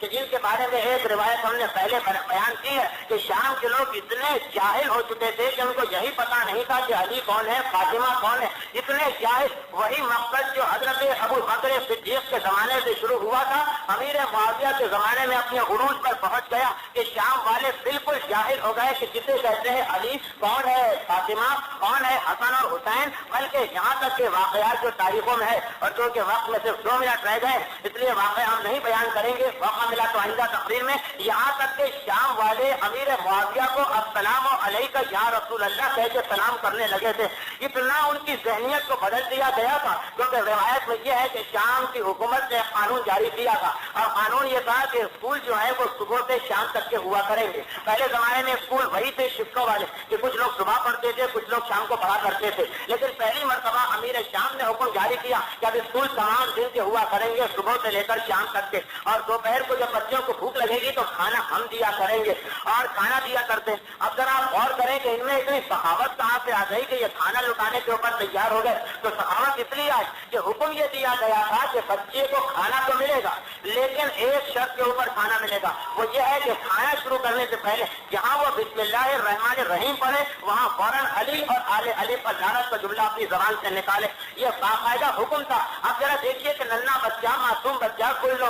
مولود یولد علی فطرت الاسلام، ہر بچہ فطرت اسلام پر پیدا ہوتا ہے، لیکن جو بچپنے کی عمر پہ یہ دیکھے کہ میں علی پر لعنت بھیج رہا ہوں تو مجھے کھانا مل رہا اور علی پر لعنت نہ بھیجوں تو اس دن مجھے کھانا نہیں ملتا، تو بتائیے اس کے دل میں کیا خیال پیدا ہوگا۔ اسی لیے روایت ہے کہ کچھ شامی حقیقتاً بالکل معذور تھے اور ان کو کوئی گناہ بھی نہیں ملے گا اس لیے کہ ان کی ایسے ماحول میں پرورش ہوئی، تو اتنے جاہل شامی اور یقیناً ان کو جاہل رہنا چاہیے جب اس ماحول میں ان کی پرورش کی گئی، لیکن یہ ہماری تاریخوں میں اور دوسروں کی تاریخ صبری کے اندر آج بھی ہم دیکھتے آئے یہ واقعات موجود ہیں کہ جب اسیران کربلا کا قافلہ کربلا سے چلا تھا، اب یہ اس وقت تاریخ کی گفتگو کربلا سے چلا تھا اور شام تک گیا تھا، تو کئی مقامات ایسے تھے کہ جہاں راستے میں پڑنے والے شہروں نے مقابلہ کیا اس فوج کا، اپنے شہر کے دروازے بند کر لیے، اس فوج کو کھانا اور پانی دینے سے انکار کر دیا کہ تو نواز رسول کو قتل کر کے آ رہا، ہمارے اوپر خدا کا غضب نازل ہوگا اگر ہم تجھے اپنے یہاں پناہ دے دیں گے، ہمارا شہر نیز تو نابود ہو کر رہ جائے گا اگر ہم تجھے کھانا اور پانی دے دیں گے۔ وہ شام کہ جس کو بچپنے سے لے کر بڑھاپے تک سبق پڑھایا گیا علی اور آل علی کی نفرت کا، وہ شام جو اس جھوٹی احادیث کے زمانے کے اندر زندگی گزار رہا تھا، وہ شامی جو پیدا ہونے سے یہی سنتا ہے کہ علی اور اولاد علی پر لعنت ہو، یہ کیا معجزہ ہے کہ 11 سال ہوتے ہیں یا 2 سال ہوتے ہیں معاویہ کے انتقال کو اور آج اس میں اتنی جرأت آ گئی کہ وہ ایک مرتبہ فوج یزیدی کو اس جرم میں کہ اس نے آل رسول کو قتل کیا اپنے یہاں آنے نہیں دیتے، اس جرم میں کہ آل رسول کو قتل کیا کھانا اور پانی تک نہیں پہنچاتے، بلکہ روایت تو یہ ہے کہ کچھ مقامات پر شہر والوں نے نکل کر جنگ کی تھی فوج سے، اور اسی لیے یہ بھی روایت ہے اور یہ مسائل کی روایت آپ کو ملے گی، یہ بھی روایت ہے کہ کچھ ایسے مقامات ہیں کہ جہاں مسلسل 2 دن تک پیدانیوں کو اونٹ کی پیٹھ سے باندھ کر اونٹوں کو بھگایا گیا تھا، اس لیے کہ پیچھے سے شہر والے حملہ کرنے کے لیے آ رہے تھے۔ تو اب ذرا دیکھیں وہ شام کے جہاں کے لوگ اتنے جاہل، یہ کیا کوئی معجزہ ہے کہ 2 سال میں اتنی بڑی تبدیلی کہ آج ان کے دل میں آل رسول کی اتنی محبت پیدا ہو گئی کہ وہ فوج یزید کا مقابلہ کرنے کے لیے تیار ہو گئے، آج ان کے دل میں اتنی آل رسول کی محبت پیدا ہو گئی کہ وہ اپنے گھروں کے دروازے بند کر رہے، پانی تک دینے کے روادار نہیں ایسے فوج کو۔ یہ کس کا کنٹریبیوشن ہے؟ تاریخ بالکل خاموش ہے، تاریخ آپ کو نہیں بتائے گی، لیکن اگر آپ عقل لڑائیں تو عقل فوراً کہے گی کہ یہ امام حسن کا کارنامہ ہے کہ پہلی 3 خلافتیں اور معاویہ کا پورا زمانہ جھوٹی احادیث بیان کر کے علی کے نام کو ذہنوں سے نکال رہا، اور امام حسن کی واحد ہستی ہے جو اپنے مقام پر بیٹھ کر اپنے پاپا کی اور اپنے نانا کی اور اپنی مادر گرامی کی اور اپنی فضیلتوں کو بیان کر رہے، پوری حکومت کی پروپیگنڈا مشینری کا مقابلہ ایک امام حسن نے کیا اور تاریخ میں بتایا کہ پوری حکومت ناکام ہو گئی، امام حسن اپنے کام میں کامیاب ہو گئے، اس لیے کہ امام حسن نے شام میں کہ جو ان کا اس طرح سے پورے شام والے ان کے غلام ہو چکے تھے، اس لیے کہ خلافت اولیٰ حضرت ابو بکر کا زمانہ 11 ہجری کا تھا، وہاں سے 61 ہجری تک 50 سال تک پورا امیر معاویہ کے ہاتھ میں تھا. 50 سال تک جو بھی شام میں پیدا ہوا اس کے ذہن میں وہی عقیدہ بیٹھا جو امیر معاویہ نے بٹھایا. لیکن یہ امام حسن کا کارنامہ، یہ امام حسن کا احسان ہم پر اور تمام مسلمانوں پر کہ 10 سال تک امام حسن نے گھر میں بیٹھ کر صرف احادیث نشر کی، اور اتنی کثرت کے ساتھ اور اتنی منظم منصوبہ بندی کے ساتھ کہ اسی شام کے اندر امام حسن اپنے اور اہل بیت کے حامی پیدا کرنے میں کامیاب ہو گئے. ابن زیاد کے دربار میں لوگ کھڑے ہوتے ہیں، یزید کے دربار میں لوگ کھڑے ہوتے ہیں اور ایک مرتبہ یزید کو برا بھلا کہہ کر قتل ہو جاتے ہیں، قتل ہو جانا گوارا کر لیتے ہیں، آل رسول کی توہین گوارا نہیں کرتے. یہ وہی لوگ تھے کہ 28 ہجری میں جب امیر المومنین کی شہادت ہوئی تو یہ کتنا بھی ان میں جذبہ نہ تھا کہ امام حسن کا ساتھ دیتے. لیکن آج اسی دربار یزید میں بڑے دربار میں اکیلے کھڑے ہو کر جان دے رہے اور اس وقت فوج کے ساتھ نکل کر بھی مقابلے کو تیار نہ تھے. تو یہ امام حسن کا اتنا بڑا کارنامہ ہے کہ جتنا انسان غور کرے اتنی عظمت امام اور معرفت امام بڑھتی چلی جاتی ہے. تو یہ سب سے پہلا مقصد ہے جو سلو کے ذریعے امام حسن نے حاصل کر لیا. اگر امام حسن جنگ کرتے رہتے اور متواتر جنگ کرتے رہتے تو یہ موقع انہیں نہ ملتا جو گھر میں بیٹھ کر امام حسن نے حاصل کیا. اور اسی کی وجہ سے امام حسین جہاد بھی کر سکے اور جہاد کے بعد اسیران کربلا کو لے جا کر امام حسین بھی جانتے تھے کہ میں لے جا رہا ہوں زینب و ام کلثوم کو، اس پر کیا مصیبتیں پڑیں گی. یہ آئے گا امام حسین کی گفتگو میں. پھر بھی امام حسین جان بوجھ کر لے گئے تھے اور وہ جان بوجھ کر اس لیے لے گئے تھے تاکہ میرے مرنے کی خبر کو چھپایا نہ جا سکے. تو امام حسن نے کربلا سے شام تک شام کے تمام شہروں کو اتنا بیدار کر دیا کہ امام حسین جس مقصد کے لیے اسیران کربلا کو لے کر وہ مقصد حاصل ہو گیا. اور یہ ایک انتہائی اہم نقطہ ہے جو وقت کی کمی کی وجہ سے ہم نے جلدی جلدی بیان کر دیا. سلح امام میں 5 یا 6 شرطیں، اور جتنا انسان غور کرتا جاتا ہے سلح نامے کی ہر شرط کو دیکھ دیکھ کر حیرت بڑھتی جاتی ہے کہ امام حسن نے کتنے تدبر سے اور اپنے نور امامت کی مدد سے کن کن شرائط کو لکھوا لیا اور کس طرح سے سلح حسنی کی وجہ سے آج دین اسلام ہم تک پہنچنے میں کامیاب ہوا. ورنہ یاد رکھیے کہ امام حسن آخری ہستی تھی. اگر امام حسن بھی 10 سال جنگ کرتے ہوئے گزار دیتے تھے اور یہی مقصد کا امیر معاویہ تھا کہ ان کو جنگوں میں الجھایا جائے تاکہ جو ہمارا مقصد ہے کہ اہل بیت کی عظمت ذہنوں سے نکلے وہ اس 10 سال میں 10 سال یہ تھے اور 30 سال پہلے کے ملے 40 سال پورے مل جاتے، ایک پوری جنریشن پیدا ہو کر ختم ہو جاتی. اور اب جو نئی نسل آتی وہ بالکل بےگانہ ہوتی، بالکل لا تعلق ہوتی، بالکل جاہل ہوتی عظمت امام سے. تو امام نے اسی لیے 10 سال گھر میں بیٹھ کر بے عزتی گوارا کر لی تاکہ اپنے اس مقصد میں کامیاب رہے کہ عظمت اہل بیت ذہنوں میں رہے اور صحیح دین اور صحیح مذہب ہم تک پہنچ جائے. یہ امام حسن کی سلح کا ایک پہلو اور ایک مقصد ہے. ابھی تو جیسے جیسے ہماری گفتگو آگے بڑھے گی آپ کے سامنے بہت سارے ایسے حقائق آتے جائیں گے کہ حیرت بڑھتی جاتی ہے کہ اس سے پہلے ہماری توجہ ان چیزوں کی طرف کیوں نہ گئی تھی. اور آج کی اس گفتگو سے ہم کو اندازہ ہوا سلح امام کے بارے میں 5 چیزیں آپ تک پہنچانا تھی اور ہمارا اندازہ یہ تھا کہ آج 2 چیزیں پہنچ جائیں گی اور باقی 3 چیزیں آئندہ تقریر میں. لیکن وقت کے اتنے گزر جانے کے باوجود کہ آج پھر مسائل ارتقاء کے وقت میں 6 منٹ کی کمی واقع ہو گئی ہے، ہم اپنی صرف ایک بات آپ تک پہنچانے میں کامیاب ہو سکے. اس کا مطلب یہ ہے کہ آئندہ ہمیں براہ راست اپنی تقریر تاریخ کے موضوع سے شروع کرنا پڑے گی تبھی وہ بات مکمل طور پر ذہنوں میں پہنچ سکے گی. تو اب جب ہم نے امام حسن کے سلح نامے کو لیا تو انشاءاللہ وہ تھوڑا سا اخلاقی پہلو تو 2-4-5 منٹ کو بیان کرنا ضروری ہے تاکہ ان حضرات کی بھی خواہش کو پورا کیا جا سکے جو صرف اسی چیز کو سننے کی خاطر 1.5 گھنٹے تک بیٹھنے کی زحمت گوارا کرتے ہیں. لیکن بہت ہی مختصر سا وقت اس کو ہم دیں گے صرف اسی مجبوری کی وجہ سے کہ اب کم از کم سلح امام کے اوپر تو ہماری گفتگو مکمل ہو جائے. اور اگر ہم اپنا ایک وعدہ پورا نہ کر سکے کہ آج حضرت ابو بکر کی خلافت سے واقعات کو آگے بڑھایا جائے لیکن آپ نے بھی وقت کو دیکھا اور موضوع کے تسلسل کو دیکھا اس لیے امید ہے کہ آپ اس مجبوری کو محسوس کریں گے. تو انشاءاللہ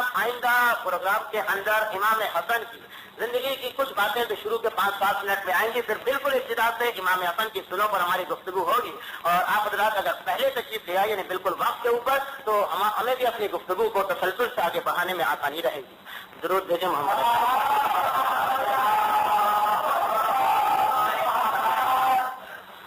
2-3 فرمائشات آئی تھیں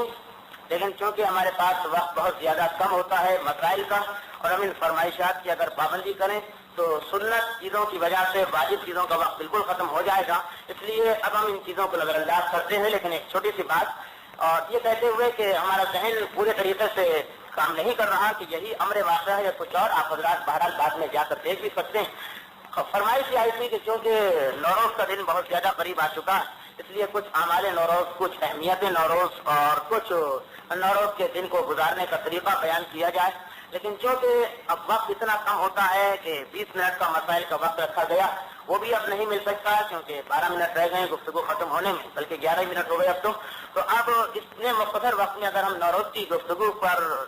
بحث کرنا شروع کریں تو یہ 11 منٹ واجبات کے بھی سنت چیز میں چلے جائیں گے۔ یہ آپ کو مسجد میں بھی یقیناً بتائے جائیں گے، کتابوں میں بھی آپ کو مل جائیں گے۔ پوری گفتگو کو خلاصہ یہ کہ نوروز کے دن جتنی خوشیاں ہیں وہ ساری سنت چیزیں واجبات کا مقام نہیں رکھتی۔ اگر سب سے بڑا عمل آپ کو معلوم کرنا ہے نوروز کے دن کو گزارنے کا تو توضیح المسائل لے کر اطمینان سے بیٹھ جائیے، تمام دن اس کا مطالعہ کرتے رہیے۔ اس سے بڑھ کر نہ کسی کی نماز میں ثواب ہے نہ کسی اور عبادت میں ثواب۔ وقت نوروز جہاں تک ہمارا ذہن کام کرتا ہے، ویسے آپ جنتری میں دیکھ سکتے ہیں جمعرات کے دن یعنی 20 مارچ کو، نوروز 21 مارچ کو ہوتی ہے، لیکن 20 مارچ کے دن شام کے 4:36 اور 4:38 یہ دو وقت بتائے جا رہے ہیں۔ تو 2 منٹ کا فرق ہے، 4:30 سے 4:45 کے بیچ میں نوروز کا وقت آ کر گزر سکتا ہے۔ مزید آپ جنتری میں دیکھ لیجیے گا، لیکن جہاں تک ہمارا ذہن کام کر رہا ہے یہی وقت ہے جمعرات کو، آج منگل ہے کل بدھ ہے پرسوں جمعرات کو شام 4:36 یا 38 منٹ پر۔ اب آئیے اس مسئلے کے اوپر کہ جو گزشتہ ہفتے زیر بحث تھا، یعنی خمس اور رد مزاج۔ وقت بہت محدود ہے، اس لیے ہم صرف اسی مسئلے کی اس طرح سے تکرار کرنا چاہتے ہیں کہ جن کے ذہن میں بات واضح نہیں ہوئی اور زیادہ بات واضح ہو جائے۔ بہرحال خدا کا شکر ہے اور یقیناً شکر کا مقام بھی ہے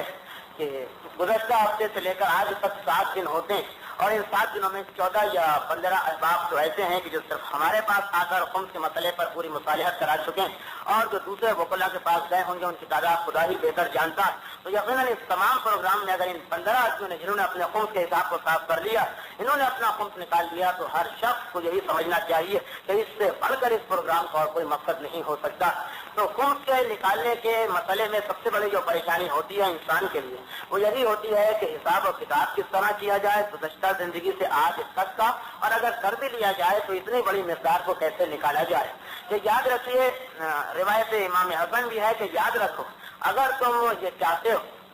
کہ امیر بن جاؤ، ان یکون غنیا، اگر تم امیر بننا چاہتے ہو تو اس کا ایک ہی طریقہ، اور وہ طریقہ امام نے بتایا تھا کہ جتنے بھی اللہ کے واجبات ہیں ان کو انجام دیتے رہو، پھر سوال ہی نہیں پیدا ہوتا تمہاری غربت کا۔ زیادہ سے زیادہ دنیاوی دولت میں کچھ کمی آئے گی، لیکن بہرحال آپ میں سے بھی بہت سے حضرات کاروباری ہیں، آپ لوگ بھی یہ جانتے ہیں کہ جب آپ ایک کاروبار شروع کرتے ہیں تو 5 سال بھی آپ رکھ لیتے ہیں بعض اوقات کے پہلے 5 سال مسلسل ہم نقصان اٹھائیں گے، 6 سال کے منافع اور اس کے بعد کے منافع کے لیے آپ شروع کے 5 سال کا نقصان بھی برداشت کرنے کو تیار ہو جاتے ہیں۔ تو اگر آپ نے واجبات کو انجام دیا، 1 لاکھ 2 لاکھ 3 لاکھ 4 لاکھ آپ کا خمس نکل گیا، یقیناً ہو سکتا ہے کہ نقصان ہو، لیکن یہ 20-25 سال کا نقصان ہے، پھر جو نفع آئے گا تو اتنا نفع آئے گا کہ دنیا کے کسی کاروبار میں اتنا نفع نہیں آ سکتا۔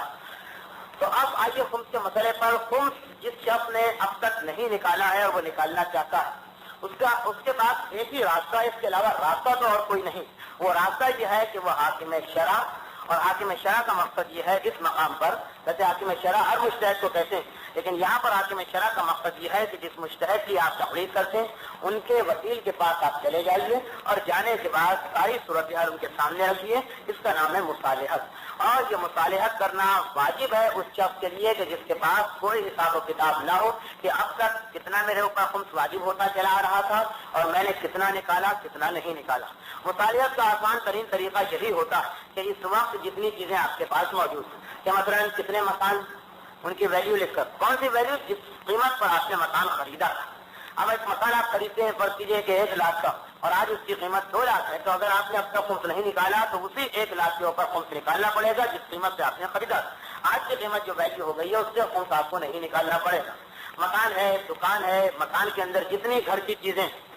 آرائش کی چیزیں ہیں، کھانے پینے کی چیزیں ہیں، استعمال کی چیزیں ہیں، سونے کی چیزیں ہیں، اس قسم کی جتنی چیزیں، ان سب کی ایک اندازن قیمت پوری فہرست بنانے کی ضرورت نہیں کہ گھر میں یہ پلنگ، کرسیاں، میز، چادریں، تکیے غلاف، یہ دیگچیاں، یہ پتیلیاں، یہ گلاس، یہ کھانے کا سیٹ، یہ شربت کا سیٹ، یہ چائے کا سیٹ، یہ سب ملا کر کل 1000 2000 4000 روپے کا بنے گا۔ اسی طرح دکان کا جتنا اسٹاک ہے، اگر آپ کے پاس دکان اس کو لکھیے، جتنا کیش پیسہ ہے اس کو لکھیے، جتنا بانڈ کی شکل میں یا سرٹیفکیٹ کی شکل میں یا شیئر کی شکل میں پیسہ ہے اس کو لکھیے، جتنا بینک کے اندر آپ کا پیسہ جمع ہے اس کو لکھیے، جتنا آپ نے لوگوں کو قرضہ دیا ہوا ہے اور اس قرضے کے ملنے کی امید ہے یا نہیں اس کو آپ لکھیے۔ اس کے بعد آئیے آپ کے پاس اگر کوئی گاڑی وغیرہ ہے، گاڑی ہے، اسکوٹر ہے، سائیکل ہے، اس کو آپ لکھیے اس طرف۔ اور اس کے علاوہ زیورات وغیرہ کپڑے وغیرہ جتنے ان سب کی قیمت لکھے 4-5 کالم بن جائیں گے. اس کو لے کر حاکم شرع کے وکیل کے پاس جائیے. اب ان سب پر تو خمس نہیں نکلے گا, وہ ان سب کو جوڑے گا. جوڑنے کے بعد فرض کیجیے 5 لاکھ بنے, 6 لاکھ بنے, 7 لاکھ بنے. اب آپ کو کچھ پتا نہیں کہ یہ پیسے کس قسم کے پیسے ہیں, 1 سال کے بچے ہوئے پیسے تھے یا 1 سال کے بچے ہوئے پیسے نہیں تھے. اس مسئلے کی تفصیل میں مت جائیے, بس آپ یہ فہرست لکھ کر اور قیمت کا ٹوٹل کر کے حاکم شرع کے وکیل کے پاس پہنچ جائیں. وہ آپ کو دیکھے گا کہ آپ کے پاس 10 لاکھ روپے ہیں, 2 لاکھ خمس ہونا چاہیے تھا, لیکن کیونکہ پورا یقین نہیں ہے کہ یہ 10 لاکھ روپے 1 سال سے جمع شدہ تھے یا سال سے پہلے آپ نے خرچ کر دیے تھے, اس لیے وہ 2 لاکھ بنتا ہے خمس آپ سے 50,000 لے لے گا, 60,000 لے لے گا, 1 لاکھ لے لے گا اور معاملہ ختم کر دے گا. لے لے گا کا مقصد یہ نہیں ہے کہ فوری طور پر آپ کی طرف کرے گا, بلکہ آپ کے حصے ایسی باندھ دے گا کہ آپ آسانی کے ساتھ اس کو انجام دے سکتے ہیں. البتہ وہ حضرات کے جنہوں نے ایک کیپٹل سے کاروبار شروع کیا, یہ بہت زیادہ عام مسئلہ ہے. ایک ان کے پاس سرمایہ تھا, کیپٹل تھا, اس سے انہوں نے کاروبار شروع کیا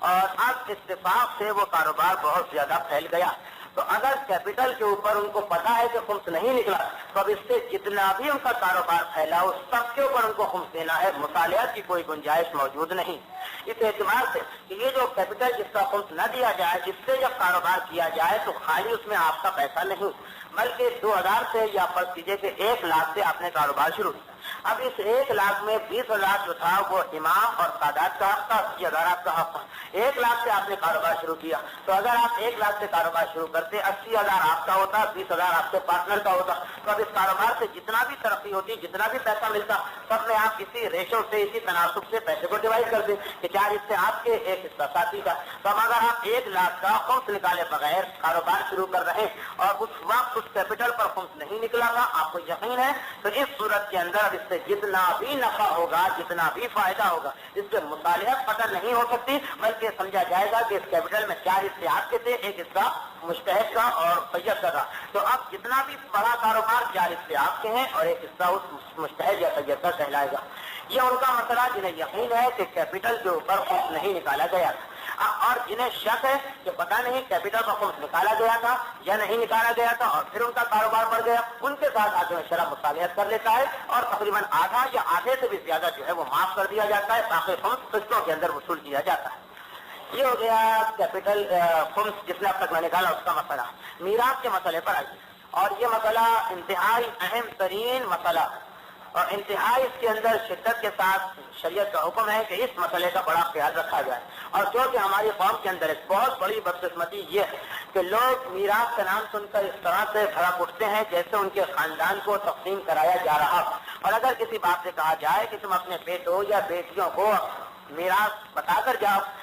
جاؤ کہ کتنی میراث ہے, اس میں ہر ایک کا حصہ کتنا کتنا بنے گا, تو مرنے کے بعد جو آج کل لوگ ایک دوسرے پر ڈنڈے لے کر کھڑے ہو جاتے ہیں, اس کی نوبت نہ آنے پائے گی. یہ سارا قصور اس مرنے والے کا ہوتا ہے کہ جو یہاں کے اوپر اس کے مرنے کے بعد اس کے بیٹے آپس میں جھگڑا کر رہے ہیں, دوسرے کے اوپر ڈنڈے بازی کر رہے ہیں, تو اس بیچارے پر قبر کے اندر ڈنڈے بازی ہو رہی ہوگی. اور قبر کے ڈنڈے تو آپ کو پتہ ہی ہے کتنے موٹے موٹے ہونا چاہیے. تو اب صرف اس لیے کہ معمولی سے غلط, اس میں آپ کا جاتا کیا ہے, 5 منٹ لگتے ہیں اگر آپ بیٹھ کر اپنی زندگی میں. اب بیٹوں کو کیا پتا کہ آپ نے کتنا جمع کیا, کس طریقے سے جمع کیا, حلال سے جمع کیا, حرام سے جمع کیا. آپ زندگی میں وصیت نامہ تیار کر لیجیے. بیٹے کو نہیں دے سکتے تو کسی اور آپ ایسے قابل اعتبار آدمی کو وصیت نامہ دے جائیں اور اس میں لکھ جائے کہ میرا اتنا یہ جو کچھ جمع شدہ ہے ساری اس کی تفصیل لکھ جائے, اور اس پر میں نے خمس نکالا ہے یا نہیں نکالا یہ بھی آپ لکھ جائیں, تاکہ بعد میں بیٹوں کے لیے آسانی رہے. تو اب مسئلہ فقہ کا یہ ہے کہ اگر کسی مرنے والے نے اپنے مال میں سے خمس نہیں نکالا اور وہ مر گیا, تو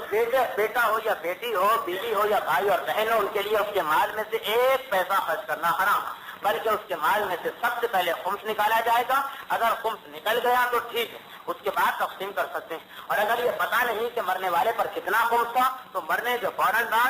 فوراً تو ممکن نہیں ہے, اس لیے کہ باپ کا جنازہ رکھا ہوا ہوگا اور آپ حضرات بہرحال اہل ثقیفہ میں سے نہیں ہیں کہ جنازے کو چھوڑ کر جائیں, لیکن وہ جنازہ رکھا ہوگا, اس کو دفن کر کے آئیے اطمینان سے اور رونے دھونے کو ملتوی کر دیجیے, اگلے دن تک قضا کی نیت سے رو لیجیے گا. ابھی تو آپ فوری طور پر کام یہ کریں کہ بس پکڑیں, رکشا پکڑیں, ٹیکسی پکڑیں, اور وہ جو کچھ بھی آپ کے پاس باپ کی دولت کی تفصیل ہے اسے لے کر فوراً حاکم شرع کے پاس پہنچ جائیں اور باپ کی تمام زندگی کی مصالحت کرا لیں. اس سے پہلے کہ رات آ جائے اور آپ کا باپ جو ہے کسی سانپ یا بچھو کا کھاجا بن جائے, اس سے پہلے آپ یہ کام کرا لیجیے. تو سب سے پہلا کام یہ کیجیے, پھر ادا نہ کریں, اس کے بعد پہنچ جائیے کہ میرے باپ نے یہ چھوڑا ہے، مجھے پتا تھا کہ میرا باپ خمس کو نہیں مانتا تھا، یہی کہتا تھا کہ مولویوں کے کمانے کے دھندے ہوتے ہیں، انہوں نے یہ دھندا شروع کر دیا۔ تو اب اسی قسم کی بات جیسے عام طور پر والدین آج کل یہی کہا کرتے ہیں، تو اب آپ فوراً جائیے حاکم شرع کے وکیل کے پاس اور یہ جا کر اس کے سامنے پرچہ رکھ دیجیے اور چلیے کہ آپ مصالحت کر لیں میرے باپ کی تمام زندگی کے خمس پر۔ اگر مصالحت ہو گئی، اگر چاہے آپ 1 سال بات کریں چاہے 2 سال بات کریں، مصالحت ہو گئی، حاکم شرع نے کہا ٹھیک ہے میں نے خمس کا حساب صاف کر دیا، تو اب باپ عذاب سے بچ جائے گا۔ تو باپ کا سب سے پہلا حق یہ نہیں ہے کہ آپ اس کے لیے فاتح کی کھچڑی کے لیے بھاگے بھاگے پھریں، اس بیچارے کی قبر میں کھچڑی بن رہی ہوگی، اس سے پہلے باپ جائیے اور جا کر اپنے خمس کا حساب صاف کر لیجیے۔ اس کے بعد جو آپ کو کرنا ہے بڑے اطمینان سے کریں، یہی محبت پدری ہوتی ہے۔ آپ دیکھیں آپ کو ائمہ کے واقعات ملیں گے، انہوں نے بتایا کہ باپ کی محبت کا صحیح تقاضا کیا ہوتا ہے کہ ہر وہ کام آپ کریں کہ جس سے باپ اس وقت عذاب الہی سے بچ جائے۔ یہ ہے مرنے والے کی میراث سے خمس کا مسئلہ اور اہم ترین مسئلہ۔ یہ کتنی یعنی باپ کا حق ہے کہ حقوق والدین میں یہی نہیں ہے کہ آپ ہر بات پر یسر یسر کرتے پھریں، بلکہ مرنے کے بعد بھی اس کے حق آپ کے اوپر واجب ہوتے ہیں اور ان حقوق کو ادا کرنا۔ اگر آپ سے کہا جائے کہ اپنی جیب سے نکال کے ادا کریں تو آپ تھوڑی مین میخ نکالیں وہ چل جائے گا، لیکن باپ ہی بیچارہ چھوڑ کر مرا ہے، اسی کا مال ہے، اسی کا ادا معاف کرائیے، اس میں کسی کو اعتراض کی گنجائش کیا ہونا چاہیے۔ یہ بڑا اہم ترین مسئلہ ہے۔ وقت بالکل ختم ہو گیا ہمارا، 1 گھنٹہ اور 30 منٹ کا وقت ہے، چند سیکنڈ جو رہ گئے اس کے اندر بس ہم یہ بتاتے چلیں کہ میراث کا مرنے کے بعد کا مسئلہ انتہائی اہم ترین مسئلہ،